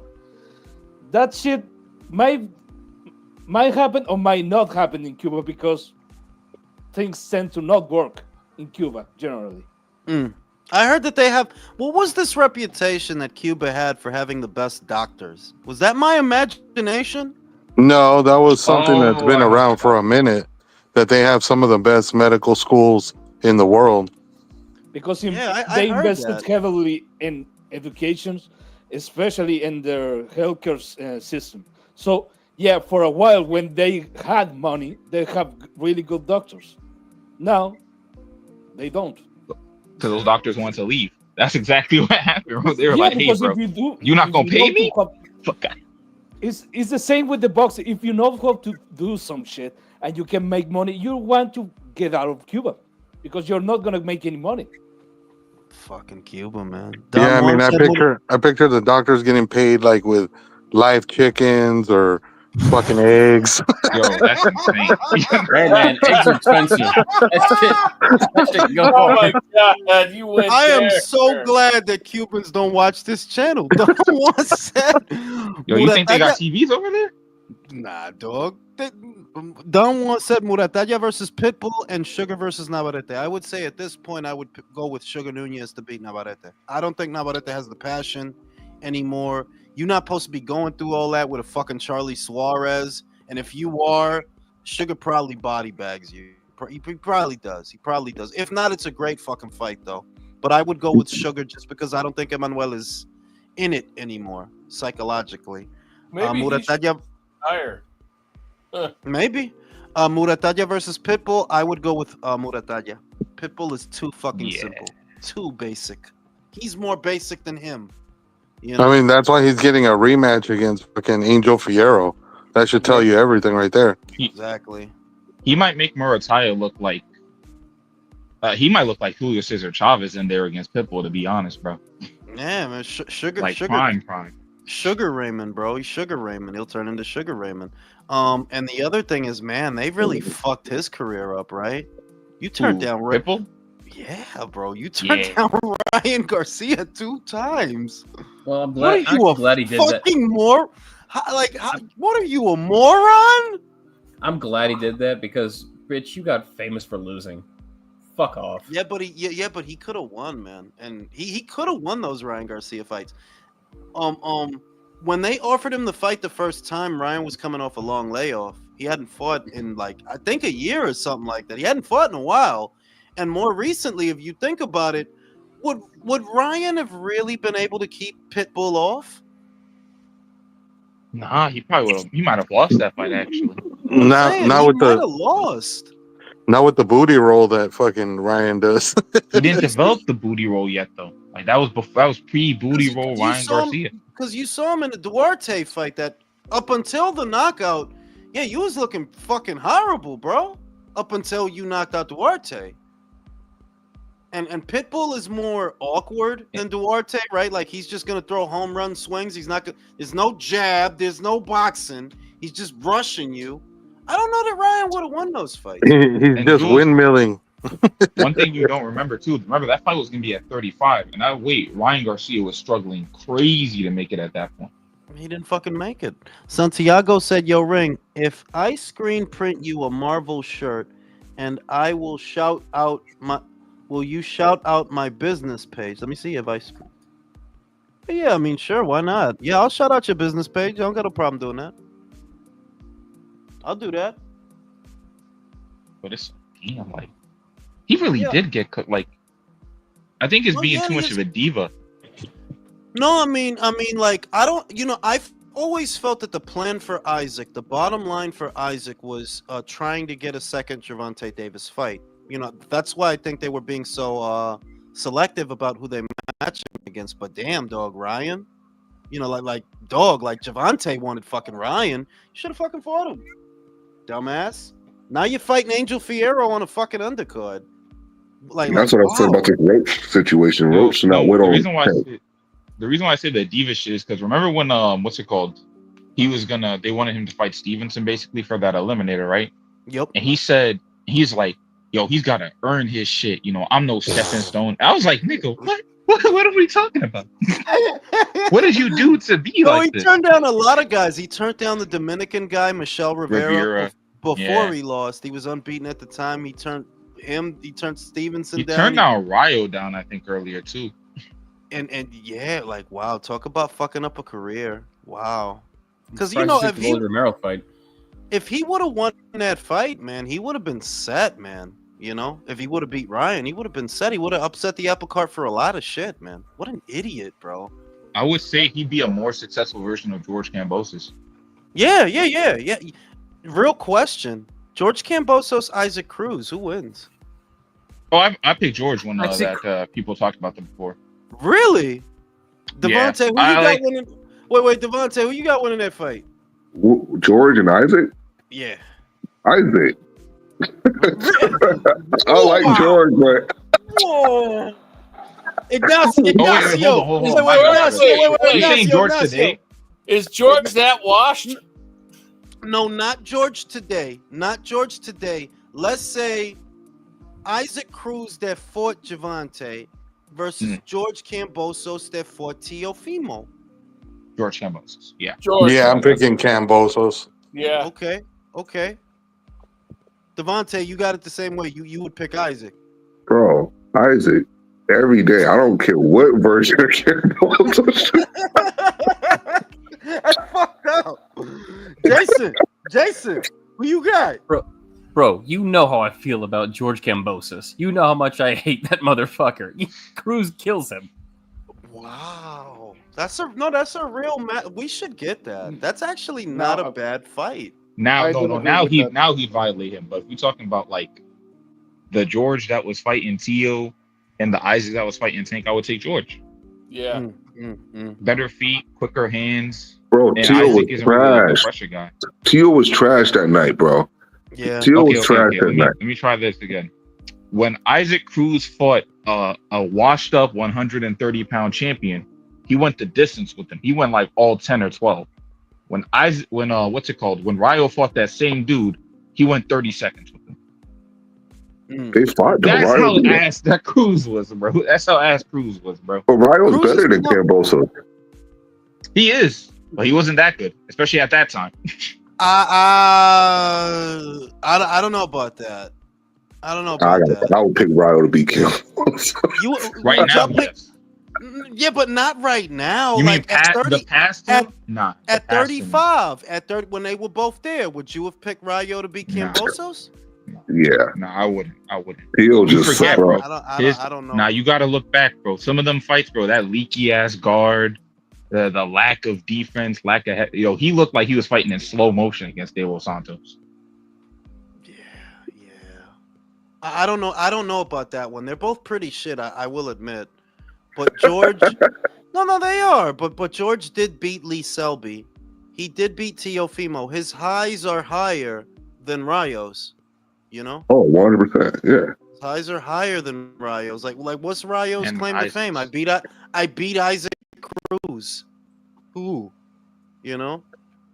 So yeah. Okay, but I think the reason why I think Kambosos beats Isaac is okay. You lost against Seven. That he was a boxer. He was a way better boxer than you, and when he was moving away from you, he was taller. He had better reach than you, and you couldn't catch him because you are not really a pressure fighter, and that's what you need to beat a guy like Devin. Yes. The case of Loma. And Do you remember the Oklahoma fight? Do you remember the Oklahoma? Who did he fight in Oklahoma? Maxie Hughes, a boxer though. Maxie He's Hughes right. can move. But Maxie wasn't that. Wait a minute. But he's making a valid point that the guys that beat George wasn't simple guys; they were boxers. Yeah, and Loma, he was just way better than you. He was on another level. That's why the reason why he beat you. And his most recent defeat, Hitchens. Hitchens, the guy was bigger. He had better range. He was fresher. Yeah, he was gonna beat you. But also a boxer, though, Leo. A boxer. He also boxer. So Isaac, I can see that maybe you can do that shit that you did with I don't remember the guy that you beat in one round. That you went there and overwhelmed that motherfucker. The reason why you got your shot to Gervonta Davis, Isaac could beat that motherfucker in one round. Magdalena, yes. You went there and put hooks together and just stop them. But I don't think that kind of shit is going to work with Kambosos because Kambosos has the skills. He doesn't know how to cut the ring. And his punch selection is... I don't think it's that good. But yeah, he looks shit against boxers. Against a brawler, I think he's going to do very good. And Isaac is not that good, really. He's not. I forgot this too. I forgot this too, but I remember when I watched the Ryo fight. Now I remember I picked Isaac to win that fight. And when people were like, "Yo, what happened?" I was like, "Yo, it's not my fault. I did not know that motherfucker Isaac only knew how to do two punches, bro. I could never predict that, bro. I can't predict the dude doing that. Yes, you fucking can, because I fucking told you that Ryo was going to shake and bake him. Isaac is trash. Bro. Yo. I saw Chris Colbert laying clean shots on this smooth moving Ryo's face, bro. I was like, yo, Isaac should be able to land those shots, bro. This is the shit about Chris Colbert. Chris Colbert is not bad in terms of X's and O's. It's physically he's lacking. He has no power and no durability. That's what he's missing. That you can't hold a shot and you can't hit worth a damn. Damn, I forgot who fucked him up. Hector fucked him up, man. Yeah. That was an He undressable. fucked him God up. I was laughing that whole fight. Like, yo, dog, like you coming in here talking all this shit, man. You gotta shut the fuck up, man. Come on. Yeah, that was the beginning of the end for Colbert after that fight. So I cut him is some he slack in that fight retired? because that was kind of No, basic. but I think he hasn't fought since he lost his last fight, which was sometime last year. October Yeah, he had a 24th. pro box. Didn't he have a pro box? Yeah. fight? Yeah, and he He got lost fucked to up. Yeah. Omar Sakido. Sakido. However you say his Yo, fucking that's name. fucked up. Was that the though. same dude that got fucked up by what's his name? Ah, Jesus, I'm losing his eye. By Andy Cruz right after. Yeah. Yeah, he hasn't fought in almost a year, so and he's last 4 fights, he's lost 3 of the last 4, so it's not looking good for him. Gee. But I see. I do agree with Leo's point that George might actually beat Isaac because George is a halfway decent counterpuncher. It's the guys he has to chase that give him problems. I'm not trying to butt in here, but do they just say this fight's gonna happen? No, we're just talking shit. about. Oh, okay. I thought Just maybe it was talking like shit, yeah. because I mean, I thought isn't he gonna? Kambosos got to retire, right? There's No, I nothing mean, more they yeah, can- for sure. This is a shit off. This is a who's more shit than who. Okay, gotcha. Isaac is considerably more shit than George. I would say. I think so because when he got, I think it was when he was fighting Rayo, he got frustrated and was trying to jump in the air to headbutt him. Yeah, I remember. Yeah, I remember that. I was laughing. I was like, "What the Trying fuck to bunk, is he doing?" Yo, trying I to bunk just adventure him, y'all dog. just saw something just look so stupid, man. Like fans, people are trying to say that Shiraz had illegal hand wraps. Like, come on, man, just Oh let the my man God. lose. High and copy. American boxing is not interesting unless they manufacture a controversy of some kind, bro. Like that's just the way it is now. Like we can't change it. That's It gotta hilarious. It gotta be that somebody did something. It can't just be that not a loudmouth motherfucker got his ass beat. What? It's not complicated. Conspiracy. You know what I'm Good saying? grief. Like that motherfucker sucked. He sucked before yesterday. He sucks even more now. But yo, run it back. Fuck it. I could go for that again. I Run it can't. back. I don't need to see What that. in all seriousness, what do you think they do with Lenga after that? What's he do? Was he build I back mean, up again? Bro, the shit is we had this. No, look, we had rematch, I'd say, but we had this conversation, and I said he doesn't beat anyone at 168. Anyone worth a damn. He doesn't beat Mabili. He doesn't beat Pacheco. I don't think he beats Caleb Plant personally. He's not a good fighter. Does he just go back to fighting cans like I think he should club shows? No, he should cut hair. He should cut hair. Yo, barber. I thought you were gonna say, yo, he needs to get another haircut. I was like, wait, he should cut hair. Take the money, open up a barbershop in Brooklyn, cut hair. Okay, like I could see that for it, and he'd probably be really good at that. But boxing, yeah, you gotta hang that up, bro. Can't leave that alone. Barbershop. I'm Edgar Berlanga. Okay. Also, while we're on the subject, can everyone just calm down with the this proves Canelo's washed thing? Like, so let's just take a step back and calm down. As funny as that was. Not because one, Canelo's polarizing, so people are always in a hurry to say something bad. Two, the explanation requires more brain cells than most people have. That I would not use that as an example of Canelo not being washed up. Not because I like the guy, but because this is a little guy. He's got little fucking legs, whereas Edgar's bigger, longer legs, longer strides. He spent 36 minutes moving away from Canelo. Canelo doesn't have the ring coverage that Hamza has. That Hamza doesn't need to be close to Edgar to touch him. He can touch him from across the fucking ring. That's the difference. It takes a couple of steps, he's right up on the guy.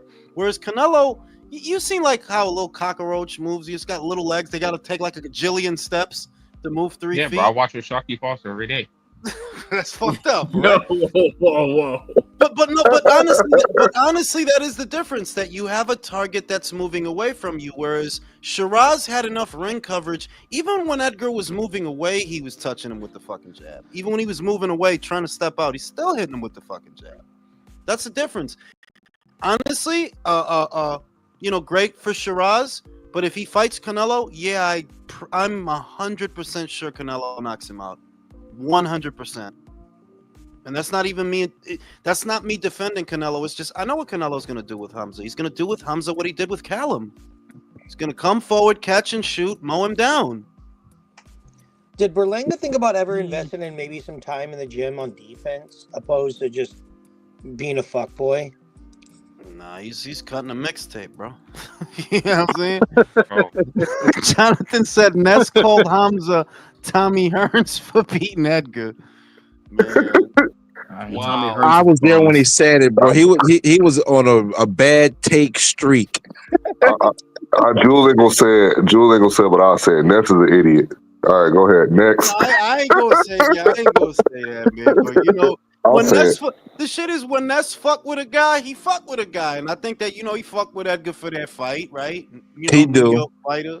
He fucked with him for that fight, so. That was a mistake, but he was crying for American fighters a little too much too. I was like, bro, stop it, bro. We're a global sport now. I understand that Mecca still may be America, but that stranglehold ain't the same, buddy. It's just the rising tide, bro. That motherfuckers don't even know what horse to pick no more. That look, you want to back an American fighter, back Abdullah. Feel me? Yeah, back Abdullah. You don't back fucking Edgar Berlanga, bro. Under no circumstances. Like, what? No, but okay, you have to look at things in perspective. I think Nestor, above all things, you can call it a pundit, a guy in the media. He is a fan, so he's having fun. Part of having fun is being tribal and rooting for the guy that sometimes he doesn't have a chance. In your heart that the guy is trash, but you're gonna do it anyway. No, I disagree with you, Leo. I hand on heart wholeheartedly believe that he thought Edgar would win because he's American and Hamza's from the UK. Okay, I believe that's the rationale. That's the rationale. But, it's bingo because that pivoted him going to regionalism. Yeah, but that's part of the fun. Right? I don't understand why you guys are so against that subject because. Okay, I understand the NBA and NFL are your things, but this is part of being in a global sport. You want to shit on the other national. No. I've never said that there's a place for that, Leo. I've always said that there is a place for tribalism, not just in boxing and all of organized sports. But when you cover the sport, right, there is an expectation that you have to be able to sift through the bullshit to showcase your knowledge of the sport. And if your knowledge of the sport leads you to believe that Edgar was good. Can't even say that shit with a straight face. Do you guys know who Suleiman is? Suleiman Sissoko? No, it's like a guy that's like a fan and I think he used to box a little bit. He was a big Berlanga fan, and I told him 2 years ago, bro, his freaking ceiling is a gatekeeper, and he wouldn't listen to me, and he was talking about how he was gonna beat Canelo and all this. I'm like, dude. Right. I'm not gonna lie, bro. You were wrong too, bro. I'm not gonna hold you, bro. Wrong about what? It's bold of you to assume he could be a gatekeeper. Yeah, he can't keep. Oh yeah, people told me that. People told me that, dog. People told me that. Yo, no doubt about it. People told me that. I said you might be reaching too high on that, but I said his ceiling was gatekeeper. No, listen, he could probably stand across the street from the gate, but he can't keep it, bro. Like, he can't even keep the gate, Jules. You know what he could do, bro? He could check people before they meet the gatekeeper. Like, all right, bro, yo.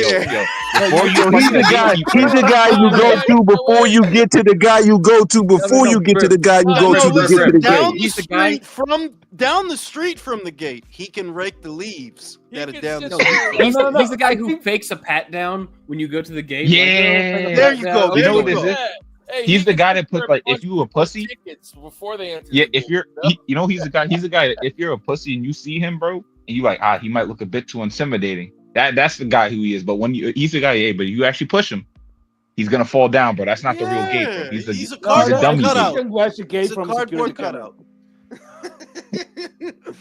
But yeah, like, nah, man, but that's really what it is. That you can't tell people to not root for the home fighter, and you can't tell Brits not to root for a Brit any more than you can tell Americans to not root for an American. The difference is when you cover the sport, and you know, whether you're a content creator or an actual pundit, those things are expected to be put to the side so that you can showcase your knowledge, so that you can be of some use. You know, give people a tip that, look, I'm American, but the American ain't gonna win. Oh, look, I'm a Brit, but the Brit not gonna win. You know, that's really what the difference is. Because I'm not gonna tell nobody to not root for a fighter that they like, but I've always maintained that in every single conversation that I have on this channel, if we're talking boxing, there's no place for tribalism.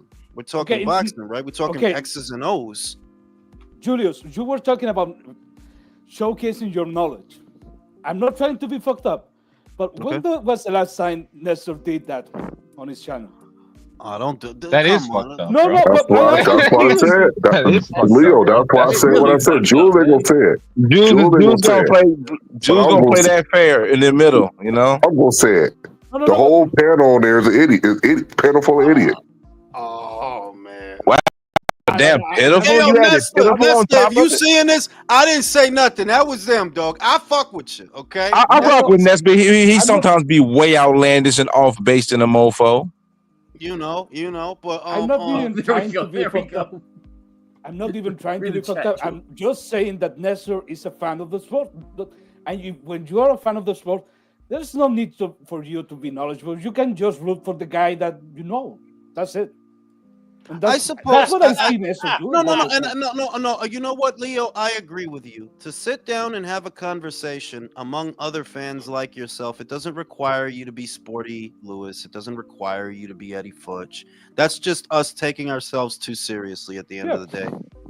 It is true that you can, if you just want to be a fan and whatever motivates you for whatever reason. It's just that for me, like I said, you know, one, I'm a fucking Capricorn. I think that everything I do I have to be of some use. There's no point in me talking if only dumb shit is going to come out. And that's my view.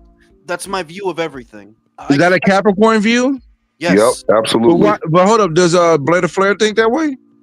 In his own mind, he does. Blair is a December Capricorn. No.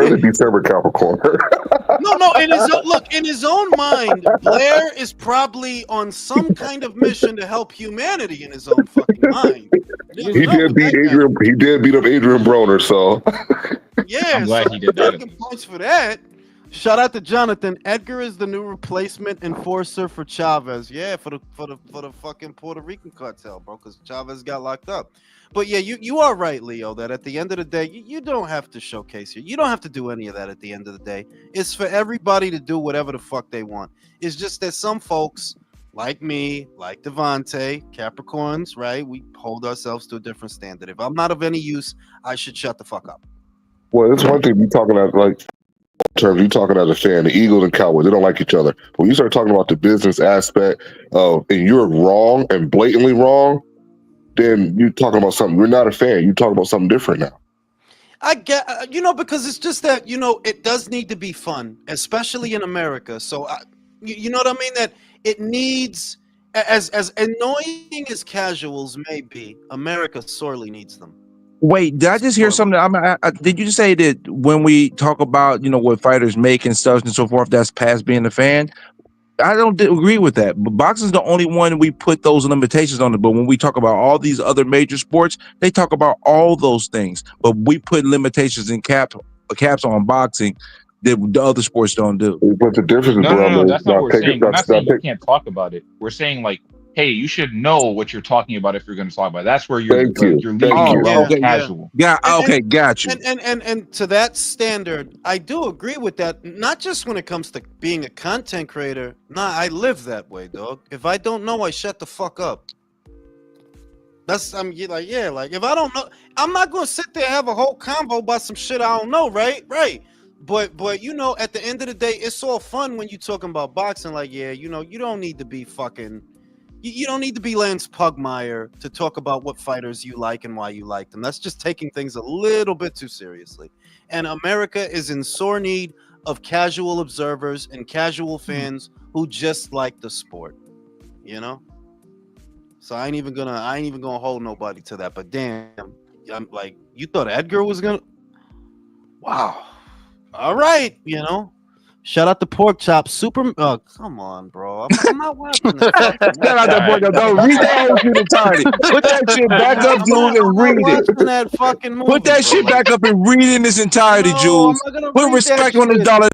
$1.99 super chat. All right. It's an 8 out of 10 movie for me. Well, I'm glad you enjoyed it because I'm not gonna be watching that shit. Okay. I know I made it worse because I tagged Jules on something where somebody made a shitty review, and I know he probably watched it because it was a bad review. I did watch the review, but I mean, look. The fucking movie. I don't have to fucking watch every fucking movie. Okay, I'm not fucking watching that movie. It looks fucking terrible. There's enough people saying that it's terrible that I'm not gonna watch that fucking movie. Okay. Wait, Jules. Well, I guess panels too. Like, so Matias is going to be fighting Dalton Smith. I don't know if you guys talked about this earlier, but what's your picks for it? Well, just a preliminary look at the fight is: do I think Dalton Smith has enough power to hurt Matias? Maybe, but the way that fight is, if Dalton doesn't get him early, Dalton doesn't get him.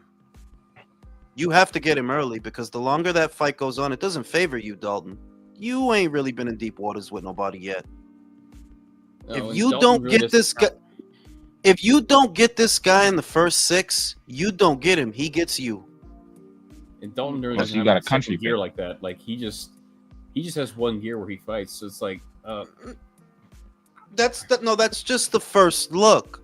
That's me asking myself the question: does Dalton Smith knock this guy out or not? And I'm thinking, I mean, he did knock out Jose Zepeda, right? Jose's a tough guy. He's a pressure guy. He's been around, but Jose been down before that. Yeah, but wasn't that the back 9 on the 18th hole, Zepeda? You see my problem.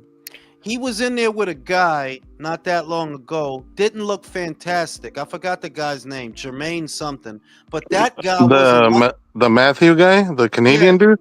Yeah, but that guy was a mover. He wasn't like Matias. That's why he lasted, because he was fucking moving. Whereas Matias, he's gonna come to you. So it's really a question of: do you honestly believe that Dalton Smith stopped Subriel in the first 6? Because I don't see it happening after that.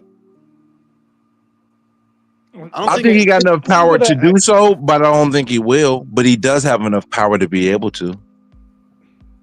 Look, I don't really know about Dalton's power, but from what I've seen from Matias so far, look, I've been watching Matias for I think I have watched like 4 or 5 fights of him in his entirety, and for what I saw, that guy gets hit. I think he gets hit a lot, but he has been hit really hard, and he doesn't buckle down. He doesn't go down. He doesn't get really hurt. Really, I think the only fight that he got hurt, it was against that guy Sergey, the first when he lost. Yeah, that's the only time that you can say that you went on the ropes and you were a little bit rocked for a while. But all these other guys that be punching you with everything they got, and they get tired, and Subriel takes over. Arkashev, Ponce, they hit him. But is he facing somebody that they have power that holds form later, or is consistent with the power? You can't say that about Dalton. That's the thing. Dalton is low-key green. He's low-key green. The best guy you ever fought was what? Did he fight Linares, y'all? Dalton Smith? No, his best guy he fought was probably Zepeda. Zepeda's the best guy he Maxwell, fought. I guess. Yeah, like Jazane Maxwell. Like, come on. Jazane. You can't hang your hat on it. Yeah, you know. No, I don't know that I trust him. I have to favor Matias because the only guy that I really watched that he beat Matias was the Australian guy, Paro. Yeah. Liam, because Liam was boxing him. Liam was boxing. He was moving away. He was throwing some combination. He was clinching a lot, but it was a smart fight. He didn't went there and just fight with Matias. I don't think that's gonna work. Well, I think Subriel is gonna eventually overpower him. Hey, Leo, I think his durability had something to do with that too. I mean, Paro was pretty damn. I agree with that. He got hit with a lot. That's something that you don't know till you see the fight. They're like, yo, if you get hit by this guy a couple of times, can you take it? I don't. You know what? I might have to go with Matias. I don't know enough about you, Dalton. Like, not that I haven't seen you. I have seen you, but the level that you've been at and the level that, in other words, Jeremiah's Ponce would be a dangerous fight for Dalton Smith. Shohan Ergashev would have been a dangerous fight for Dalton Smith. So the man that beat them. Pork chop talking again. Asking you a question. Was that a slip or did Zepeda hurt Shakur? I think he hurt him a little bit. No, I I don't think he hurt him. It was a clean shot. I think his position. Pork chop asked me the question. Y'all wait He till did, I I'm sorry. answer. I don't think he was hurt because I looked at his legs. He didn't look woozy. He looked okay. He just looked off balance. But should it have been a knockdown? There is a legitimate argument that it should have been. The ropes are what held you up. Yeah. If those ropes weren't behind you, you would have fell. So I don't think he was hurt, but I think it should have been a knockdown. Gentlemen. No, I think Shakur was hurt at that time, but Shakur is really good. I think this maybe is his camp, but maybe it's just him, but he's really good at disguising when he is hurt. I think he did the same thing with the Oscar Valdez fight. He did. Was really good. He did. Yeah. Remember, he said something about the body shot that Valdez landed him. He said, bro, it took my breath away, but I had to play it off, and he played it off, and we didn't even know. Yeah, I didn't know this, that he got hurt to the body. Do you guys think that, shout out to Julio Ortega, Matias is saying that he feels, Julio is saying that he felt Matias lost the Puello fight. Do you guys agree with that? No. I thought Puello took over the second half of the fight personally, but I don't have a beef with any decision. But I had Puello with the edge. But I wasn't going against y'all. Y'all was Matias. I was Puello. I had Puello winning, but it wasn't crazy. I think I had it like 7-5, and it was kind of like another close Puello fight. Yeah, it was 7-5 either way, in my opinion. That's why when they said Matias won, I'm like, well, I can't beef with it. It was that close. It was one round, one way or another. You know what I mean? One round. Yeah. I agree with that.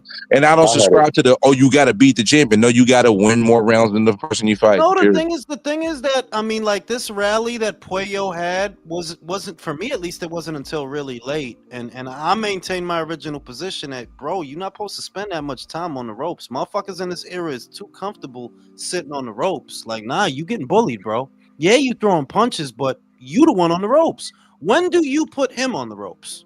It didn't happen. And you don't really start tagging him until like what, round 9, 10, 11? By then, like you're at a deficit. So see, somebody in the chat kind of saw what I kind of saw. Now he saw it a little further than I did, but to me, the last 6 rounds, Puello won 4 out of those rounds at least, bro. Out of the last 6, he won 4 out of the last 6 rounds, bro. Yes, he did, man. Matias slowed down. After round 8, Matias slowed down, and Puello was peppering his shit up, man.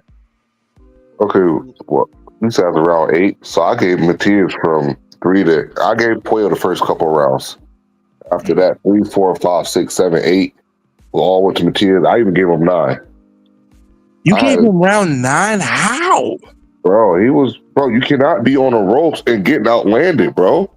We got outlanded in round 9, though, bro. I don't know. I'm gonna go back. I haven't rewatched that fight yet, though. So let me I said that fight was very hard to score. So I haven't rewatched it. So I'm gonna have to close my mouth on it for right now. If you on the ropes and the guy is pushing you on the ropes, outlanding you, out throwing you, unless you landed something significant or throwing back or putting him on the ropes, he didn't do that. You on the ropes getting outlanded and outworked.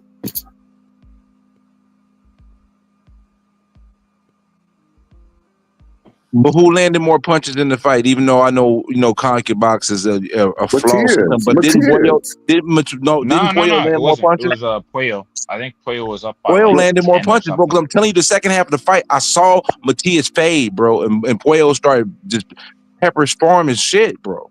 Bro, they're not counting all the punches. Conky Boss is trash. All the punches he was going to the body. I did preface it with saying Conky Box is not an accurate source to that degree. But all the punches to the body he was taking, they're like just like in the Zepeda fight, they had Shakur outlanding Zepeda. Zepeda was hitting Shakur with like 4 or 5 punches before Shakur threw one to hit him. But granted, Shakur punches is easier to see. Yo, somebody made me laugh. He said Puello outlanded about 10 punches, but I hugged him by 40. Good one in the chat there. That was a good one. Listen, I was getting on him about, yo, why y'all complaining? Because the thing is, he was fighting. He was holding, but he would break up and then start fighting again. It wasn't like he was just holding, and no action. But I do understand just holding the hold. That's the problem. Did the ref take points for that? Because I forget. Nope, never did. Y'all was complaining like a motherfucker during the fight. And I told y'all to shut up, and y'all was complaining about this shit. Now, bro, I'm gonna switch lanes on you real quick. Now that you see Haney and Norman side by side, how do you see the fight? That you can't judge that by side when Haney got to lose 20 pounds to make this weight, bro. I agree.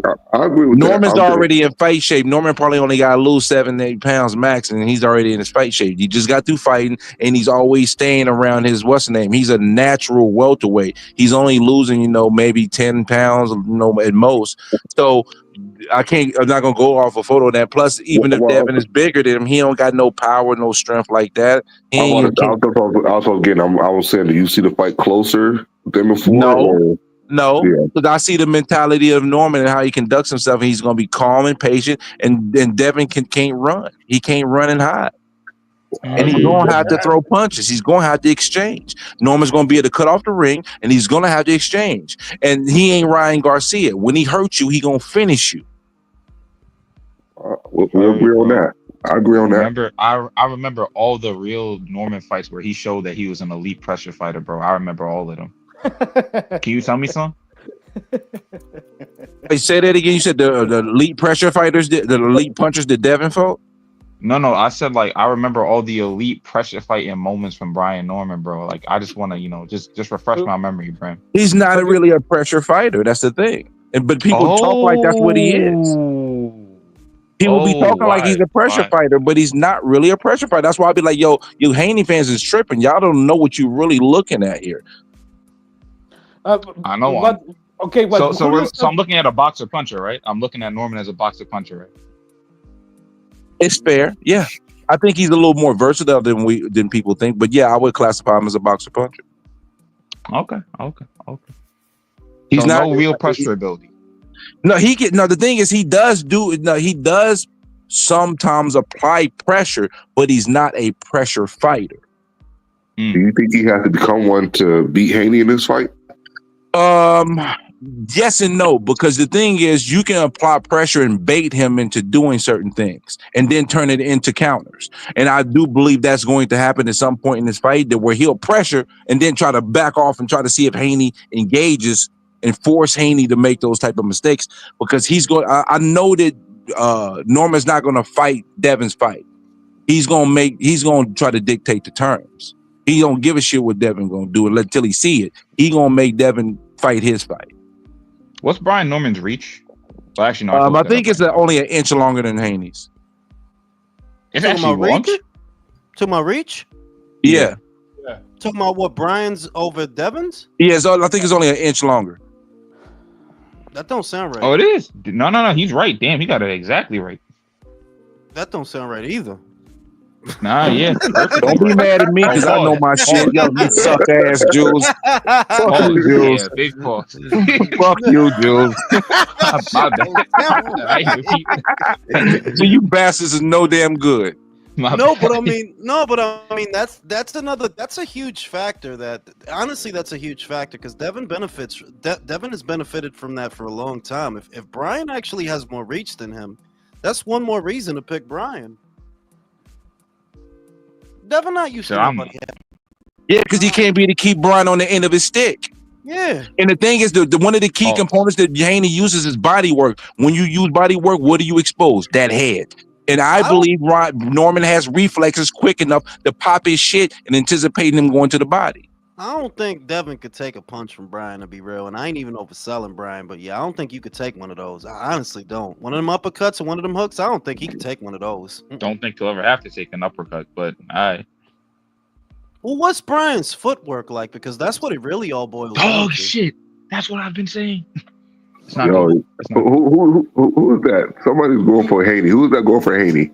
That's fucking Ray, bro. That's Ray. Oh, Ray been heavy on it, bro. He Haney. Maybe wait, let me say this right now so I can defend myself.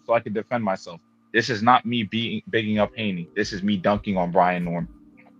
You think he's that bad, dog? That's cool. Yes, you sir. can apologize on the 23rd. The shit I won't, bro. Look, you know what? You know why I won't, bro? I remember watching The shit is Quentin that Randall. Doodle Roll Garcia did keep landing that punch, bro. He did. Like, he kept landing that hook, bro. Hold up. Hey, Ray, check this out. You know that fight with Randall? You know, the same night we were having like a detailed conversation, and it was like, yeah, we know, man. Like what we gotta deal with is smothering, because you know Quentin Randall does have some portions of his skill set that is similar to Devin Haney, and Devin Haney might imply some of those tactics. And Brian Norman has learned a lot from that fight, and I think. Yeah, because he was smothering. I don't know what you just said, but it's all good. He was smothering himself in that fight. But one of the things you notice after that fight, he creates distance better and creates room for his punches way better. Nobody gonna get okay. So how about this? What about the fight right after Ray that, is bro? just in piece of work mode tonight, man. That's all. Oh, Ray did not believe in Norman at all. Excuses, but the fact is, he was fighting with a broken hand. But at the end of the day, the fight was the fight. Ray, here's the thing. Here's the thing that for me that makes me still confident, somewhat confident that Brian is gonna get this done. Look at how you had to fight Jose, dog. And he's slow as molasses, bro. That really tell me where you at. If you got some speed, some quickness, and some reflexes, you could have put 2-3 punches together on a Jose. You treated that dude like he was fucking uranium. It's Jose Ramirez, bro. You ain't gonna shut up, Ramirez. And he's slow as shit. When the fuck has Jose ever been fast on his feet? When he beat Mo Hooker like 5 years Mo ago. like the fight. Mo like the fight. That's the other thing. Mo, you don't gotta chase Mo. Mo like the fight. You're not gonna fight Jose like that. And like, nah, it's hard. It's hard to see it, Ray. It's just hard. Fuck, you gonna act like that with Jose, and now you gonna fight this? Okay. Whatever you say, dog. Look, bro. I don't know what to tell you, bro, but a guy that was struggling with Boha Chica and that got cracked by Derek Cuevas, you gonna have me? It's gonna take me a while to convince. Jose was struggling with Rancis Bartholomew, fam, and Jose Pedraza. Yep. I mean, better fighters than both guys I just mentioned, even in their washed form. Check this out. He fought with a broken hand, right? Cool. And he had surgery on both of his hands after that. And after he had those surgeries, what has he done since then? He's knocked out 3 straight opponents. Yeah. I will give him credit for the Giovanni Santillon win, but the other 2 opponents, nah, bro. I understand. He knocked out Cuevas with a jab, dog. Ain't nobody over here going crazy about. Yeah, you got to stop with that. Like, you got to stop. It's not about the opponents, about how he did it. You need to stop bringing up Derek Cuevas, bro. Like, I don't know what the fuck you think gonna happen when you bring up Derek Cuevas, bro. Like, what are we supposed to do? I'm not bringing up Derek Cuevas to bring up Derek Cuevas. I'm bringing it up to mention the form and fashion of how he executed the winning punch. This is where all right. Let me characterize this for you, Ray, because this is where Devin is at for me. Don't even make it Brian. Don't even make it him. Make it a Montestanionis. I don't know how you handle that. And Montestanionis is not that big a puncher. He's not. But he is busy within a round, and he is aggressive. And I'm saying that Devin against certain welterweights, yeah, I don't see it, bro. I don't see it. I don't see it. To be real with you. You at your third weight. You at your third weight. You don't fucking hit hard, bro. You got a chandelier chin. I don't see it. Don't see No, it. I agree with you. I agree with you. If you put Devin Haney in front of a guy that can apply pressure, apply a good jab, cut off the ring decently, and be compact, that would give him a lot of problems. Luckily, Brian Norman is none of those things that I just said out loud. Stop, dog. Like now you just fucking being funny, dog. Now you I'm just not.